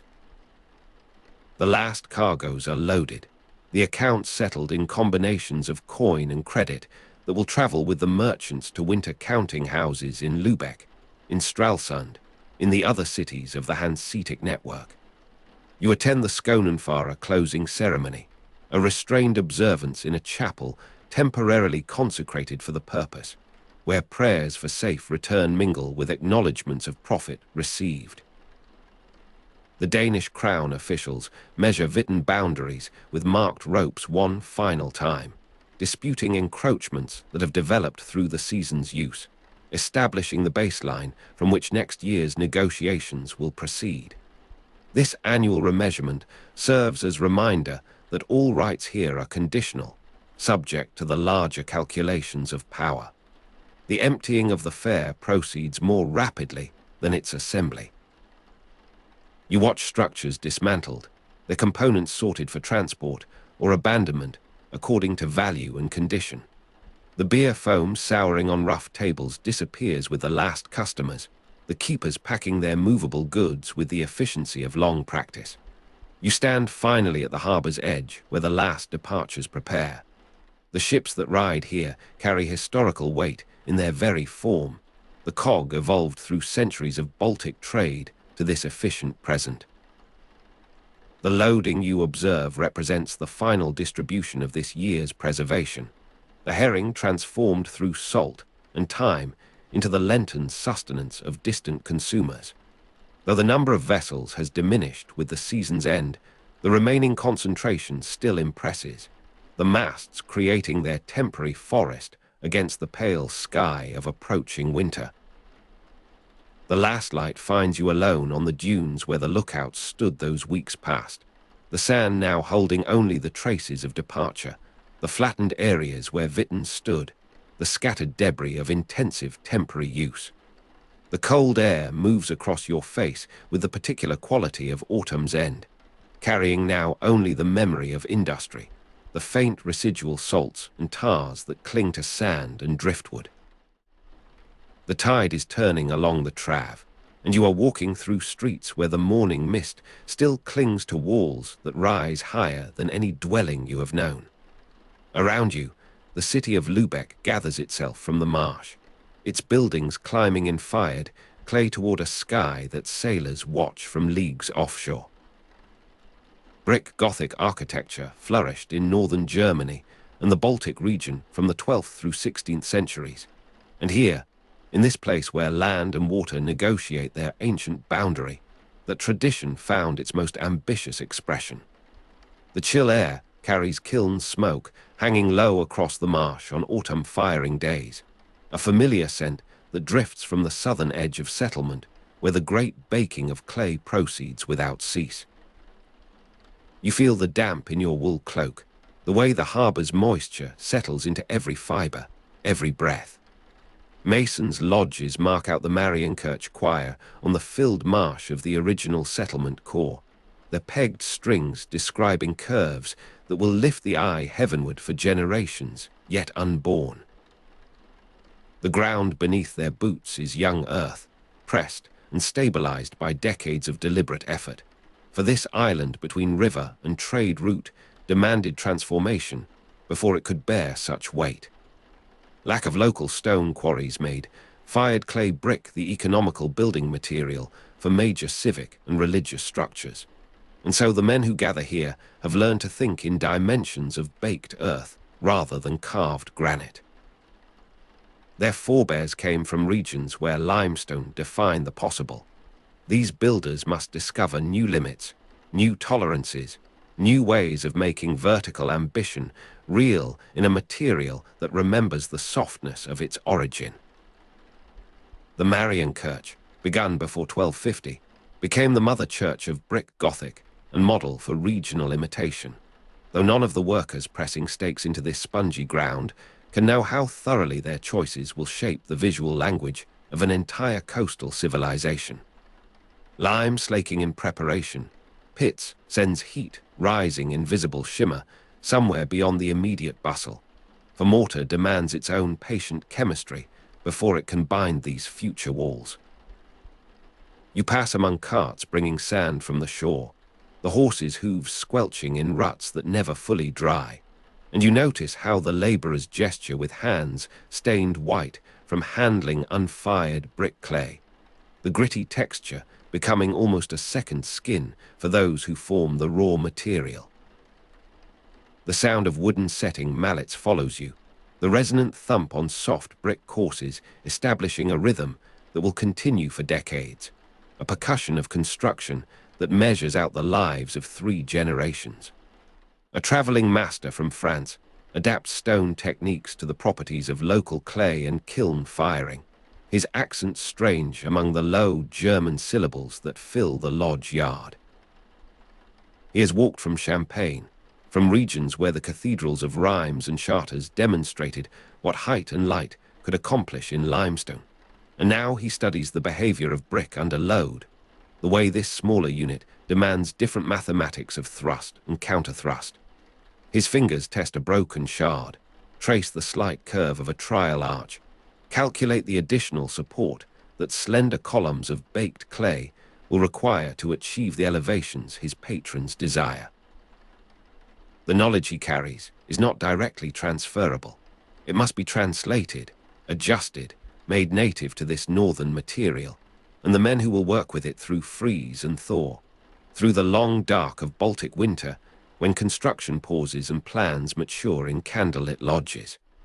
The afternoon has turned the sky to pearl, and you stand at the edge of the works watching men hoist a basket of fresh bricks to the level where walls have begun to rise above the surrounding rooftops. The color variation in bricks, from pale buff to deep plum, creates decorative possibilities exploited in patterned facades, and even in this incomplete state, you can discern how the masons intend to play these tones against one another, banding and diapering that will transform mere construction into ornament worthy of divine residence. Around you, the merchants are unloading their cargoes from vessels tied along the quay, their activities a continuous counterrhythm to the building's slower gestation, trade and worship intertwined in this city's developing identity. The cold air moves across your face, bearing now the particular mineral sharpness of wet mortar, now the organic sweetness of tidal mud exposed at low water. Scaffolding creaks as a belfry capstone is hauled the final height by treadmill crane, the great wheel turning slowly with the weight of men who walk its interior circumference like creatures in a cage of their own necessity. You are standing at the harbour at dawn, but this dawn is years removed from that first staking of the choir, and the building has grown to dominate the skyline as the twin towers of 124 meters and 125 meters served as navigation marks for seafarers who need no other beacon to find this port.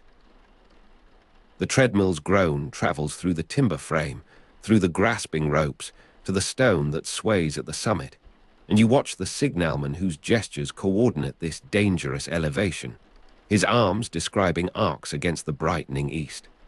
The Marienkirche has consumed the working lives of grandfathers, fathers, sons, and still the finish escapes immediate grasp. Still the final forms require completion. At 5 meters, the Marienkirche nave remains the highest brick vault in the world, though the men who set the last keystone could not measure this achievement in such precise terms, knowing only that the space they had wrought felt vast beyond precedent when the centering was struck away and the arch stood self-sustaining. Structural innovations included the use of iron tie rods and sophisticated buttressing to achieve height unprecedented in brick, hidden armatures that the finished building would never display, its secrets embedded in masonry where only the most attentive repair would later discover them. You walk now through the lower aisles where the walls are sufficiently advanced to create enclosure, where tallow and incense compete in the half-completed choir during interim services held amid construction, the faithful gathering to petition God in a house not yet fully rendered to him. The priest's voice rises in Latin, echoes against surfaces that still bear the marks of setting mallets, still exhale the dust of their becoming. Evening light catches the western gable, making fresh mortar glow pink against weathered brick, and you have climbed to a vantage where this transformation of material by simple radiance holds you motionless.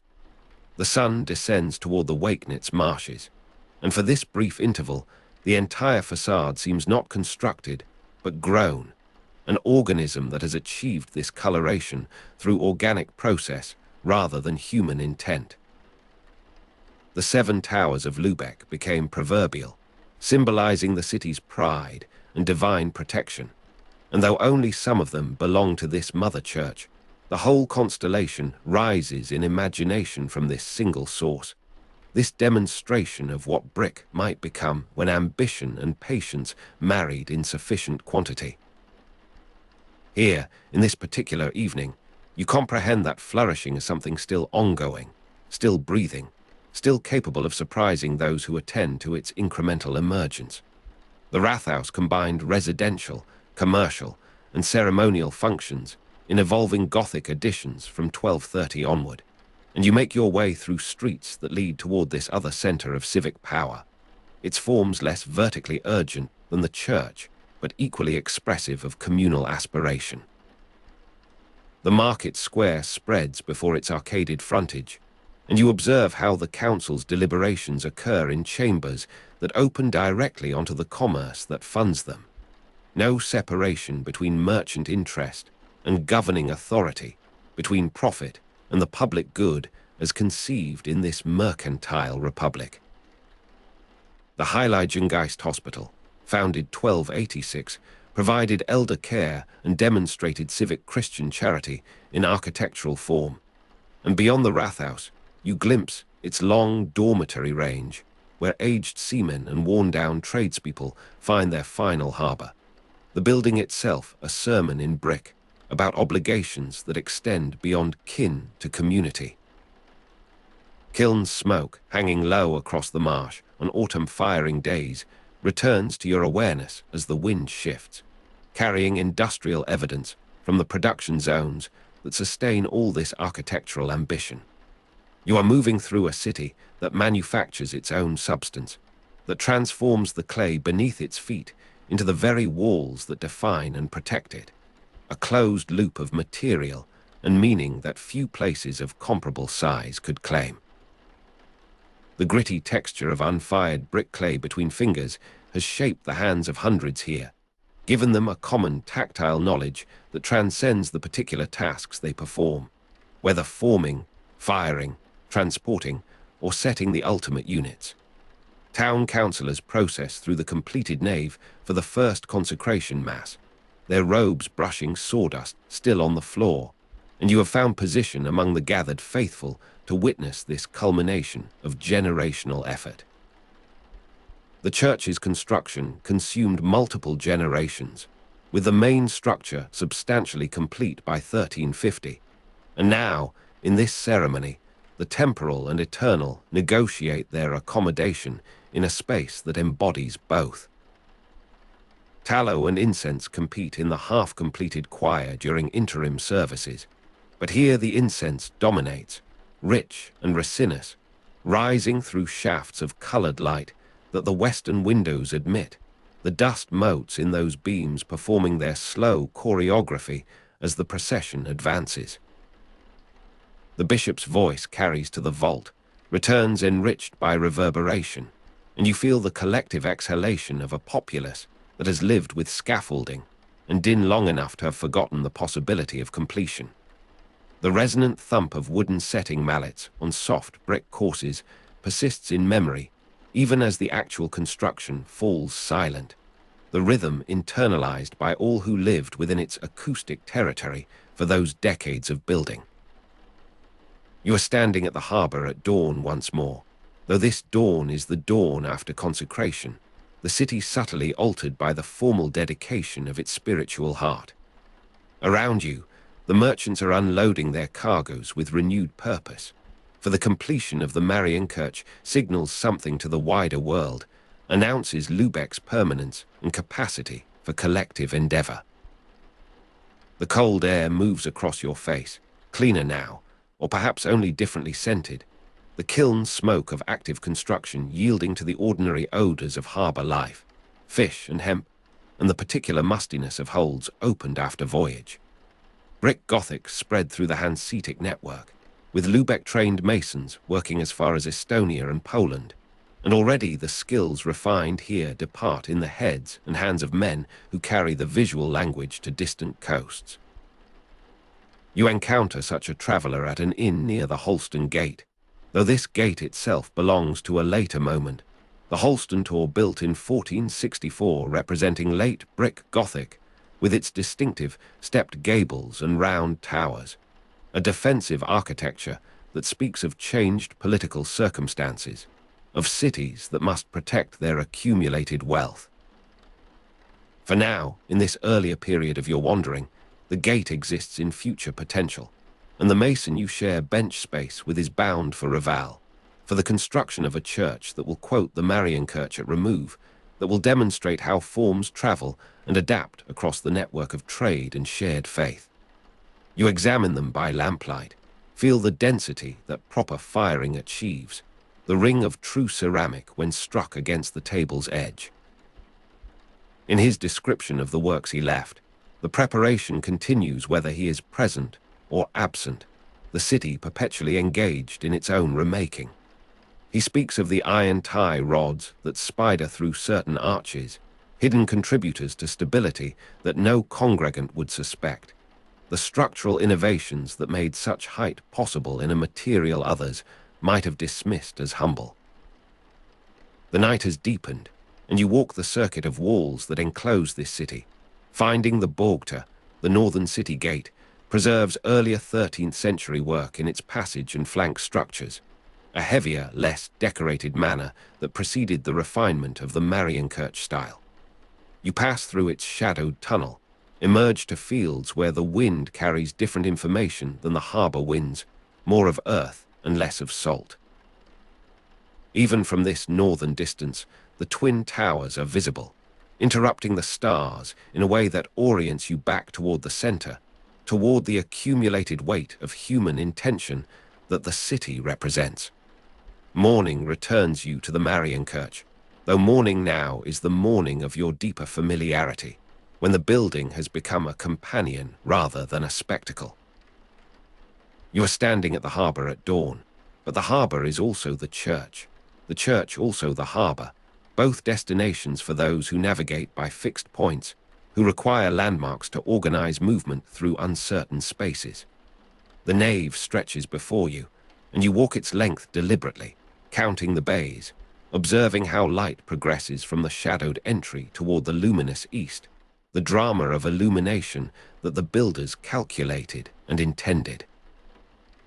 At 5 meters, the nave remains the highest brick vault in the world, and the volume this height generates its own weather, its own currents of air that shift with external pressure, that make the space breathe as a living thing breathes. Around you, the merchants are unloading their cargoes of another day, the perpetual commerce that funded this vault, that continues to fund the maintenance and elaboration of what was achieved. The cold air moves across your face as you emerge to the south portal, the sculptures there still bearing traces of polychrome that time and exposure have reduced to ghost suggestions of original brilliance. You have seen enough of the Marienkirche's progeny, actual and described, to understand the nature of its maternity, the way a building can generate not copies, but responses, adaptations that respect the principle while varying the particular application. The gritty texture of unfired brick clay between fingers calls you back to production, to the fundamental transformation that precedes all architectural possibility. You find the kiln yards at their autumn peak, the firing that must complete before frost prevents proper baking, the urgency that governs this seasonal industry. Men move through the haze with practiced caution, reading the fires by color, by the quality of emission, knowing when to stoke and when to let the temperature stabilize, when the critical moment approaches that will determine whether the charge emerges as durable brick or as rubble fit only for foundation filling. You approach this nearer hammering. Observe the gang setting a course that will bring them to window sill level by day's end. Their coordination developed through months of shared labor. The wall rising in their mutual understanding as much as in the material they handle. Tallow and incense compete in some other building at some other stage now, for the Marienkirche itself has passed beyond such provisional spirituality into established ritual. Its services performed with the confidence of completion, of forms that have proven their adequacy across decades of use. You attend Vespers, the light falling through the clerestory in oblique shafts that seem almost solid, that make visible the air itself as a medium of divine presence. The chant rises, falls, rises again, and you feel the building as instrument, its acoustics shaped to support this particular sonic practice, the proportions calculated to enrich and prolong the human voice in its address to the transcendent. The gable's silhouette is visible through the great window, the sky beyond it graduating through shades that the glazing cannot reproduce, the natural spectrum exceeding the artisan's capacity. Still, the correspondence between the rose's geometry and the gable's ascending lines suggests a conversation between interior and exterior, between the light admitted and the form that admits it, that gives it direction and meaning. Decisions made here determined which buildings rose, which waited, how the finite resources of civic wealth were distributed among competing necessities. You listen to the murmur of consultation, the weighing of harbour improvement against church embellishment, of wall extension against hospital endowment, the perpetual negotiation by which a living city maintains itself in dynamic equilibrium, neither freezing in preservation nor dissolving in chaotic growth. In this council chamber, you sense the temporal boundaries of that flourishing as something still in formation, not yet historical, but contemporary, subject to the decisions being made in this very room. The Holstein gate, built 1464, represents late brick Gothic with its distinctive stepped gables and round towers. But this date lies in the council's future, in the accumulated consequence of choices not yet faced, crises not yet survived. For now, the immediate concern is the present building season, the contracts to let, the materials to secure against the competition of other projects in other cities that draw from the same limited pool of skilled labor. Each sample represents a kiln, a firing crew, a particular clay bed, the variation itself a map of geological and human diversity that the city incorporates into its visible unity. You are walking through streets where the evening has brought a particular stillness, the harbor's activity diminished, but not ceased, the city settling into the rhythms of night watch and curfew, of doors barred and fires banked. The twin towers of 124 meters and 125 meters dominated the skyline, serving as navigation marks for seafarers, and you imagine the vessels that even now make their approach, the pilots who have steered by these masses across dark water, finding harbour through the guidance of what human hands have raised from marsh and meadow. Bogta, the northern city gate, preserves earlier 13th century work in its passage and flank structures, and you walk toward it now, drawn by the contrast it offers to the Marienkirche's sophistication, the heavier, more tentative character of an architecture still discovering what brick might become. The passage narrows, turns, forces the pedestrian through controlled access that could be defended by few against many, the military requirement obvious in every dimension. Yet even here, the builders have allowed themselves decorative impulse, the simple patterning of alternate-colored brick, the slight refinement of arch profile, signs that aesthetic ambition could not be entirely suppressed even by functional necessity. Beyond the gate, the land opens to fields, and the distant glint of water that is not the harbour but some inland mere, the boundary between settled and wild less definite here than the walls suggest. You stand in this intermediate zone, feeling the city's presence at your back as warmth, as weight, as the accumulated consequence of all that you have witnessed in your wandering.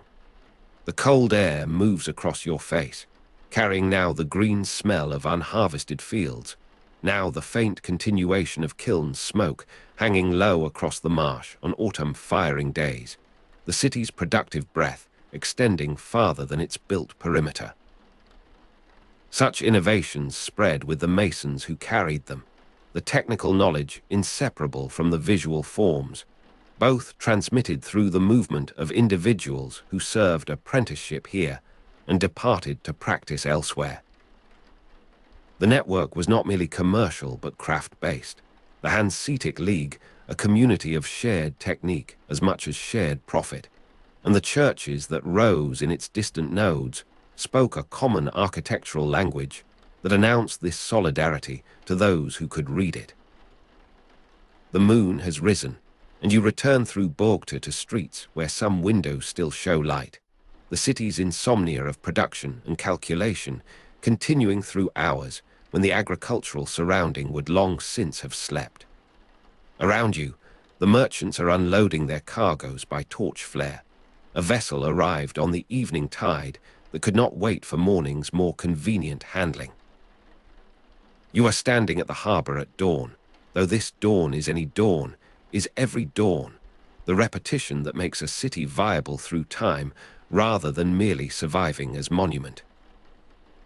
The building has become a clock of sunlight, its surfaces registering the sun's progress through colours that shift with angle and intensity, the weathered brick absorbing some frequencies, reflecting others, never quite the same from moment to moment, yet persistently itself, persistently recognizable, persistently Lubeck.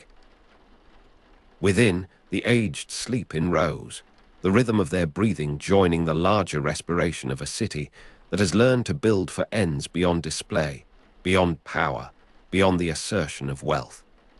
You stand in the doorway, feeling the draft that moves through these chambers, carrying the faint scent of the herbs that sweeten bedding, the residual smoke of cooking fires that prepare the evening meal.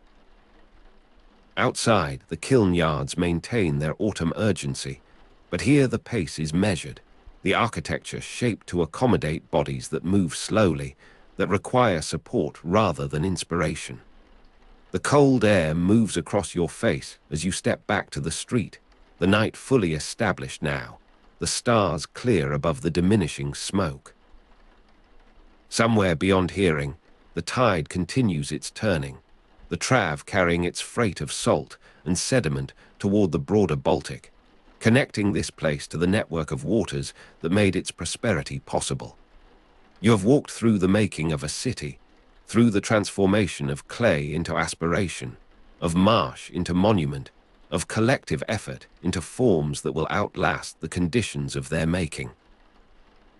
The knowledge resides now in your own embodied memory, in the sequence of sense and surfaces, of sounds and silences, that constitutes understanding of a place not as information but as experience, as presence that persists when the specific details have faded into the larger texture of what it meant to be here, to attend, to witness the brick becoming Gothic, the Gothic becoming Lubeck, Lubeck becoming the measure of what northern Europe could build when stone was scarce and clay abundant, and the will to raise walls against the flat marshland sky was not.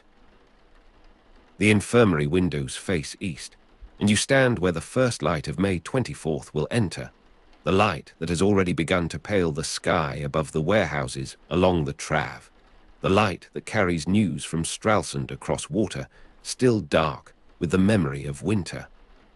You leave the hospital through its western portal, stepping onto streets that know nothing yet of what has been decided 200 miles to the northeast. Cobblestones hold the night's coolness, and the earliest workers move toward the harbour with tools balanced on shoulders, their footsteps ringing in irregular percussion against walls that have witnessed 5 centuries of similar mornings. A baker's apprentice passes with a basket of rolls, steaming faintly in the damp air, and the smell of yeast mingles with the deeper salt tang of tidal mud exposed by the receding river. Gulls wheel above the grain stores, their cries attenuated by distance into something almost musical, almost peaceful. At the harbour, you watch a single vessel making way against the current, its sails barely filled by the land breeze that precedes true dawn. The ship is a Stralsund coaster, shallow drafted for the coastal run, and its hull rides high with the lightness of an unladen return. Men on the quay pause in their labours to observe its approach, recognizing perhaps the cut of its rigging, the particular green stripe that marks its home port.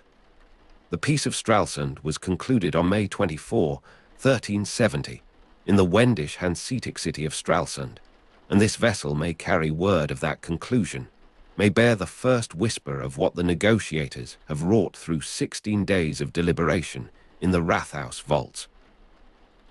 The coaster secures to a bollard with a thump of hemp against stone, and the mate descends to speak with the harbour master in tones too low for you to catch.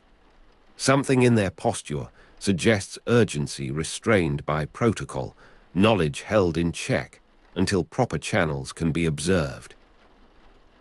You turn away, walking north along the waterfront where the great merchant houses present gabled facades to the street, each crest and motto proclaiming the reach of Lubeck's commerce into Bergen and London and Novgorod beyond the Gulf of Finland.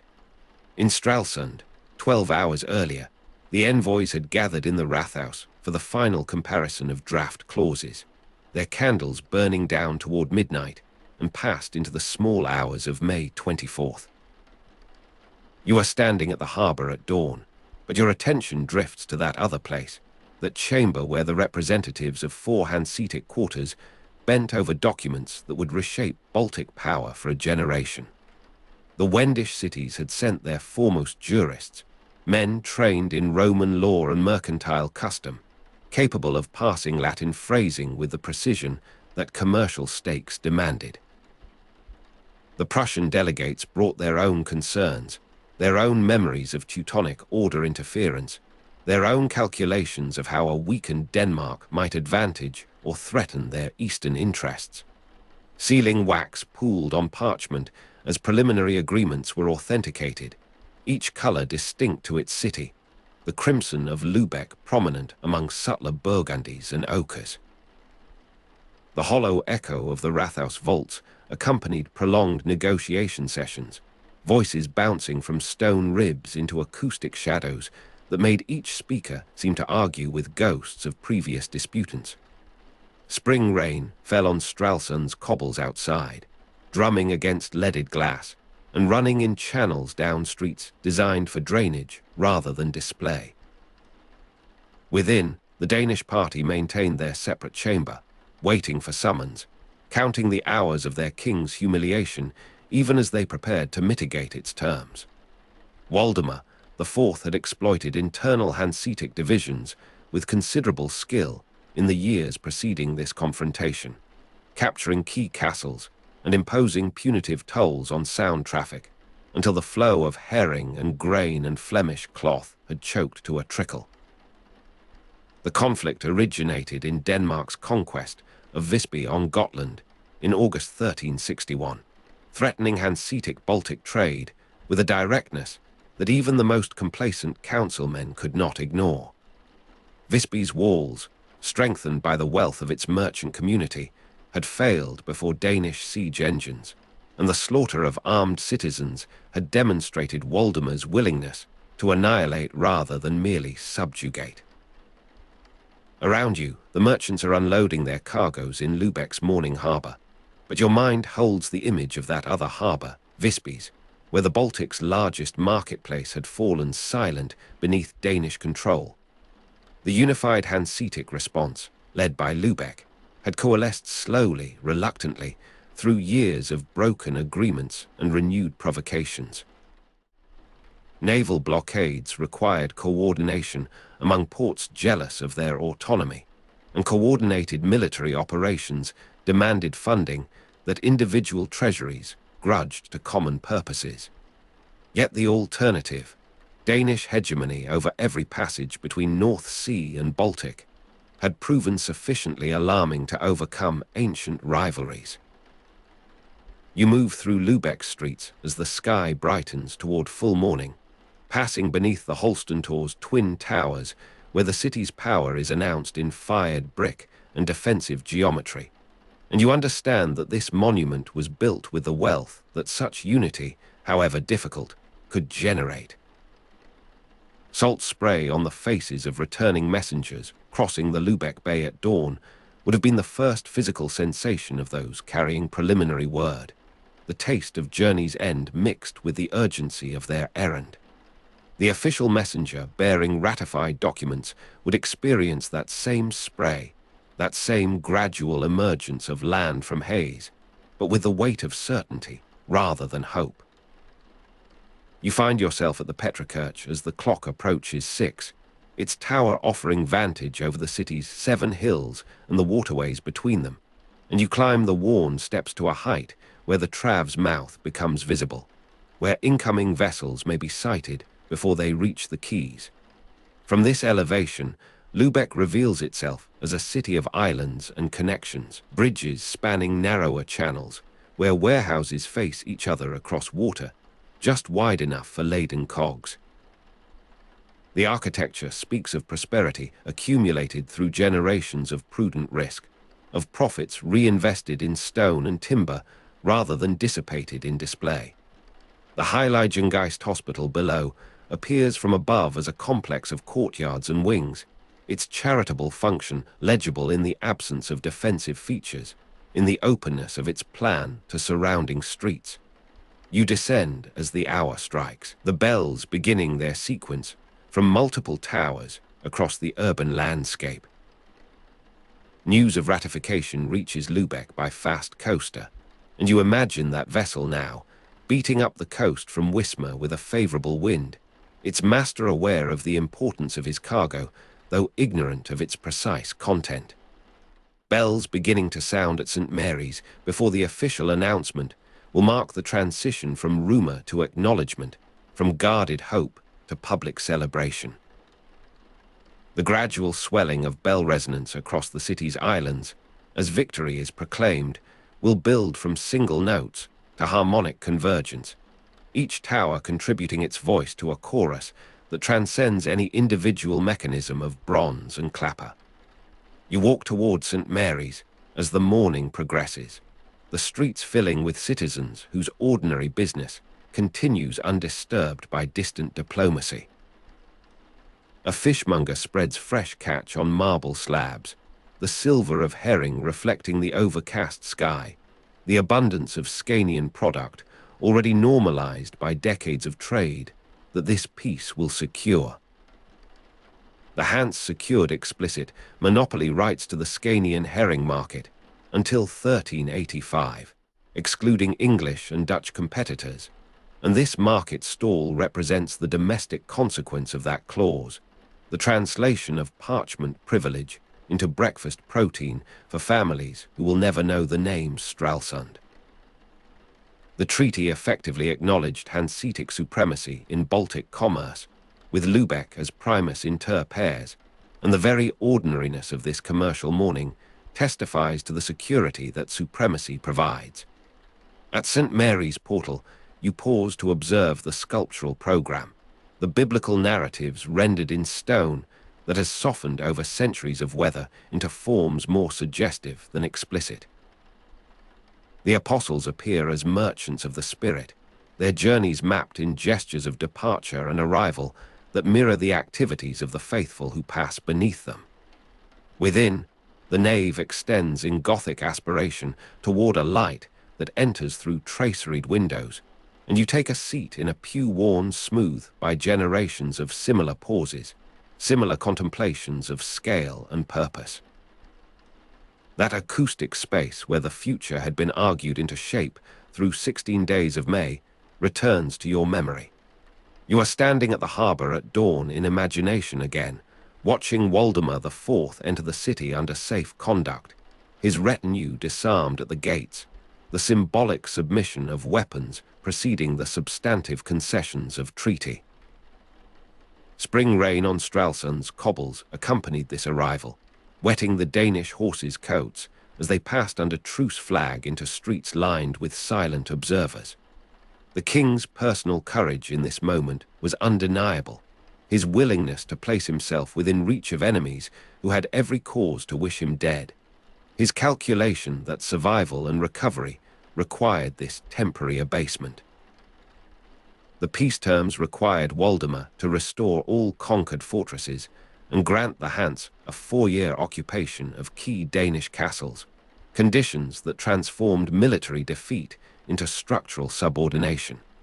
For 4 years, Danish sovereignty would be compromised by foreign garrisons, the kingdom's defences administered by those who had lately been its adversaries.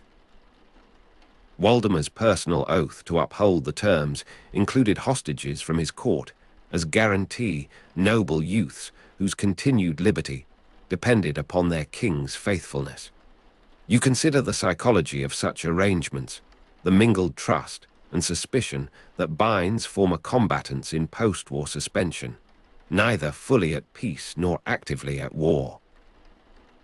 Danish hostages depart for Lubeck residences under citizen guard, their noble finery drawing street crowds curious to observe these living pledges of royal promise. You imagine that procession arriving through the Holstein, the young men maintaining dignity against the stares of common folk, their fine cloaks and mounted equipage incongruous among the sober garments of merchant republic. Their presence in Lubeck households will continue for months or years, depending upon their master's compliance, becoming gradually familiar, gradually less remarkable, until some future exchange or expiration releases them to return home. The document was sealed by representatives of Wendish, Prussian, Livonian, and Swedish Hanseatic quarters, each wax impression authenticating the collective commitment that made such hostages meaningful. Implementation required continued naval patrols to deter Danish violations during the occupation period, warships maintained at collective expense to make abstract treaty clauses enforceable in water and weather. The treaty's success encouraged further Hanseatic institutional development, including regular diets and common treasury proposals, mechanisms that moved the League from ad hoc cooperation towards something approaching confederal structure.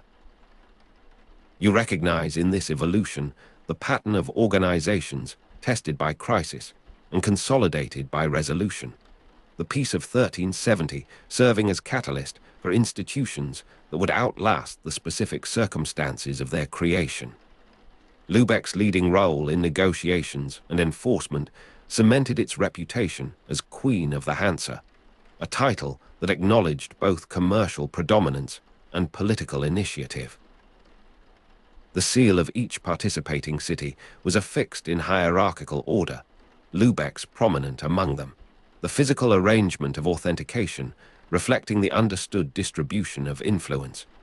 You rise from your pew and walk the nave's length, your footsteps joining the ambient sound of a building that serves simultaneously as house of worship and civic monument, sacred space and community hall.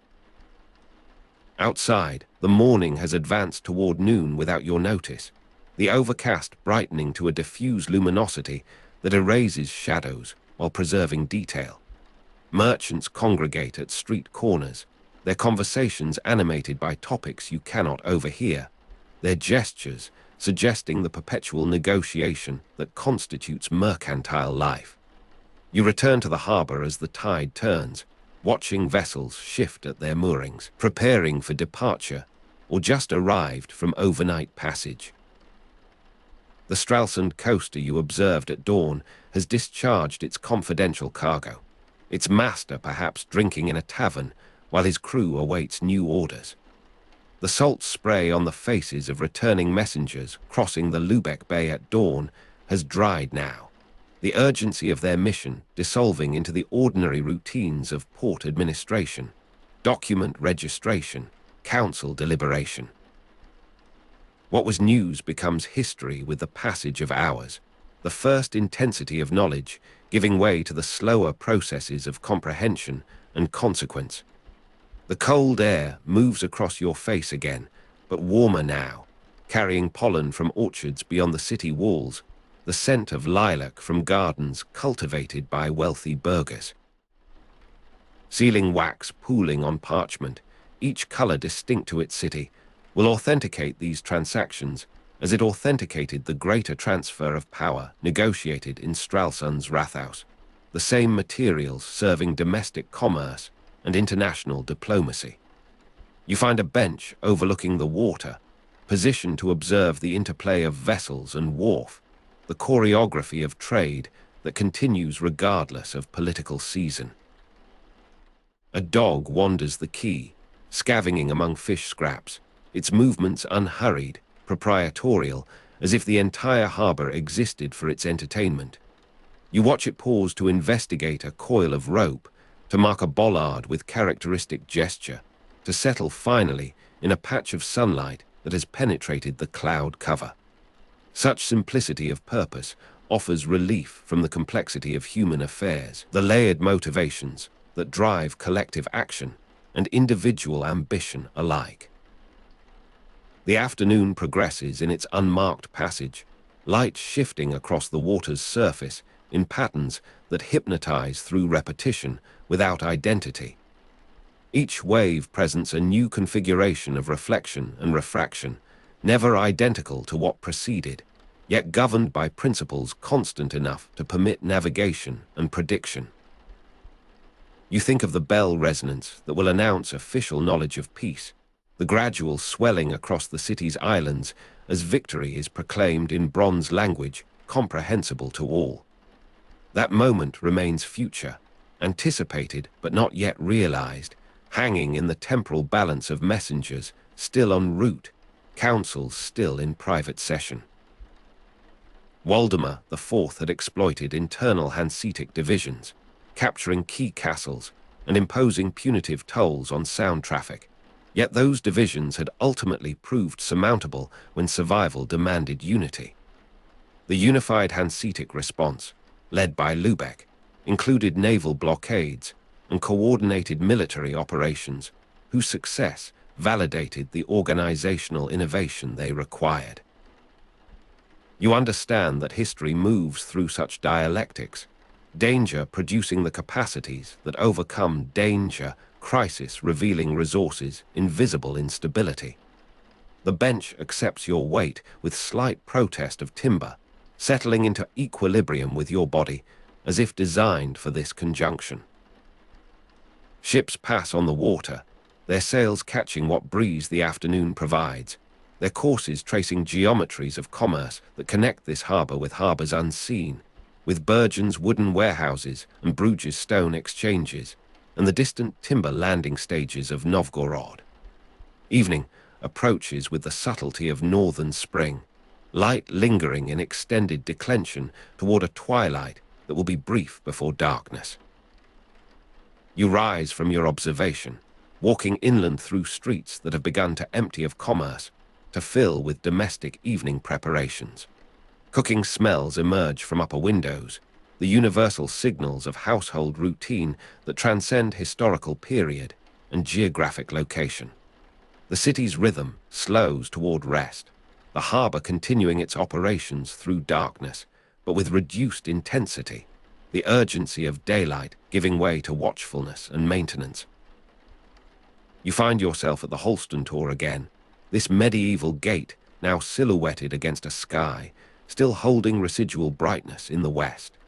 Its towers present the same profile that has greeted travelers for generations, the same assertion of civic identity against the chaos of ungoverned passage.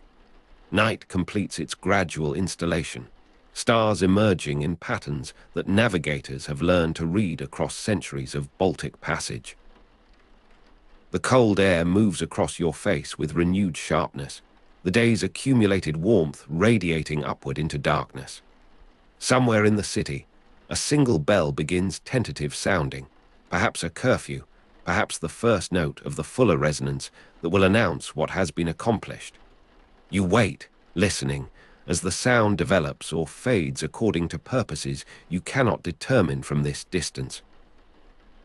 This precedent will govern future crises, will be cited when cities tempted by separate advantage must recall the greater gains of coordinated action.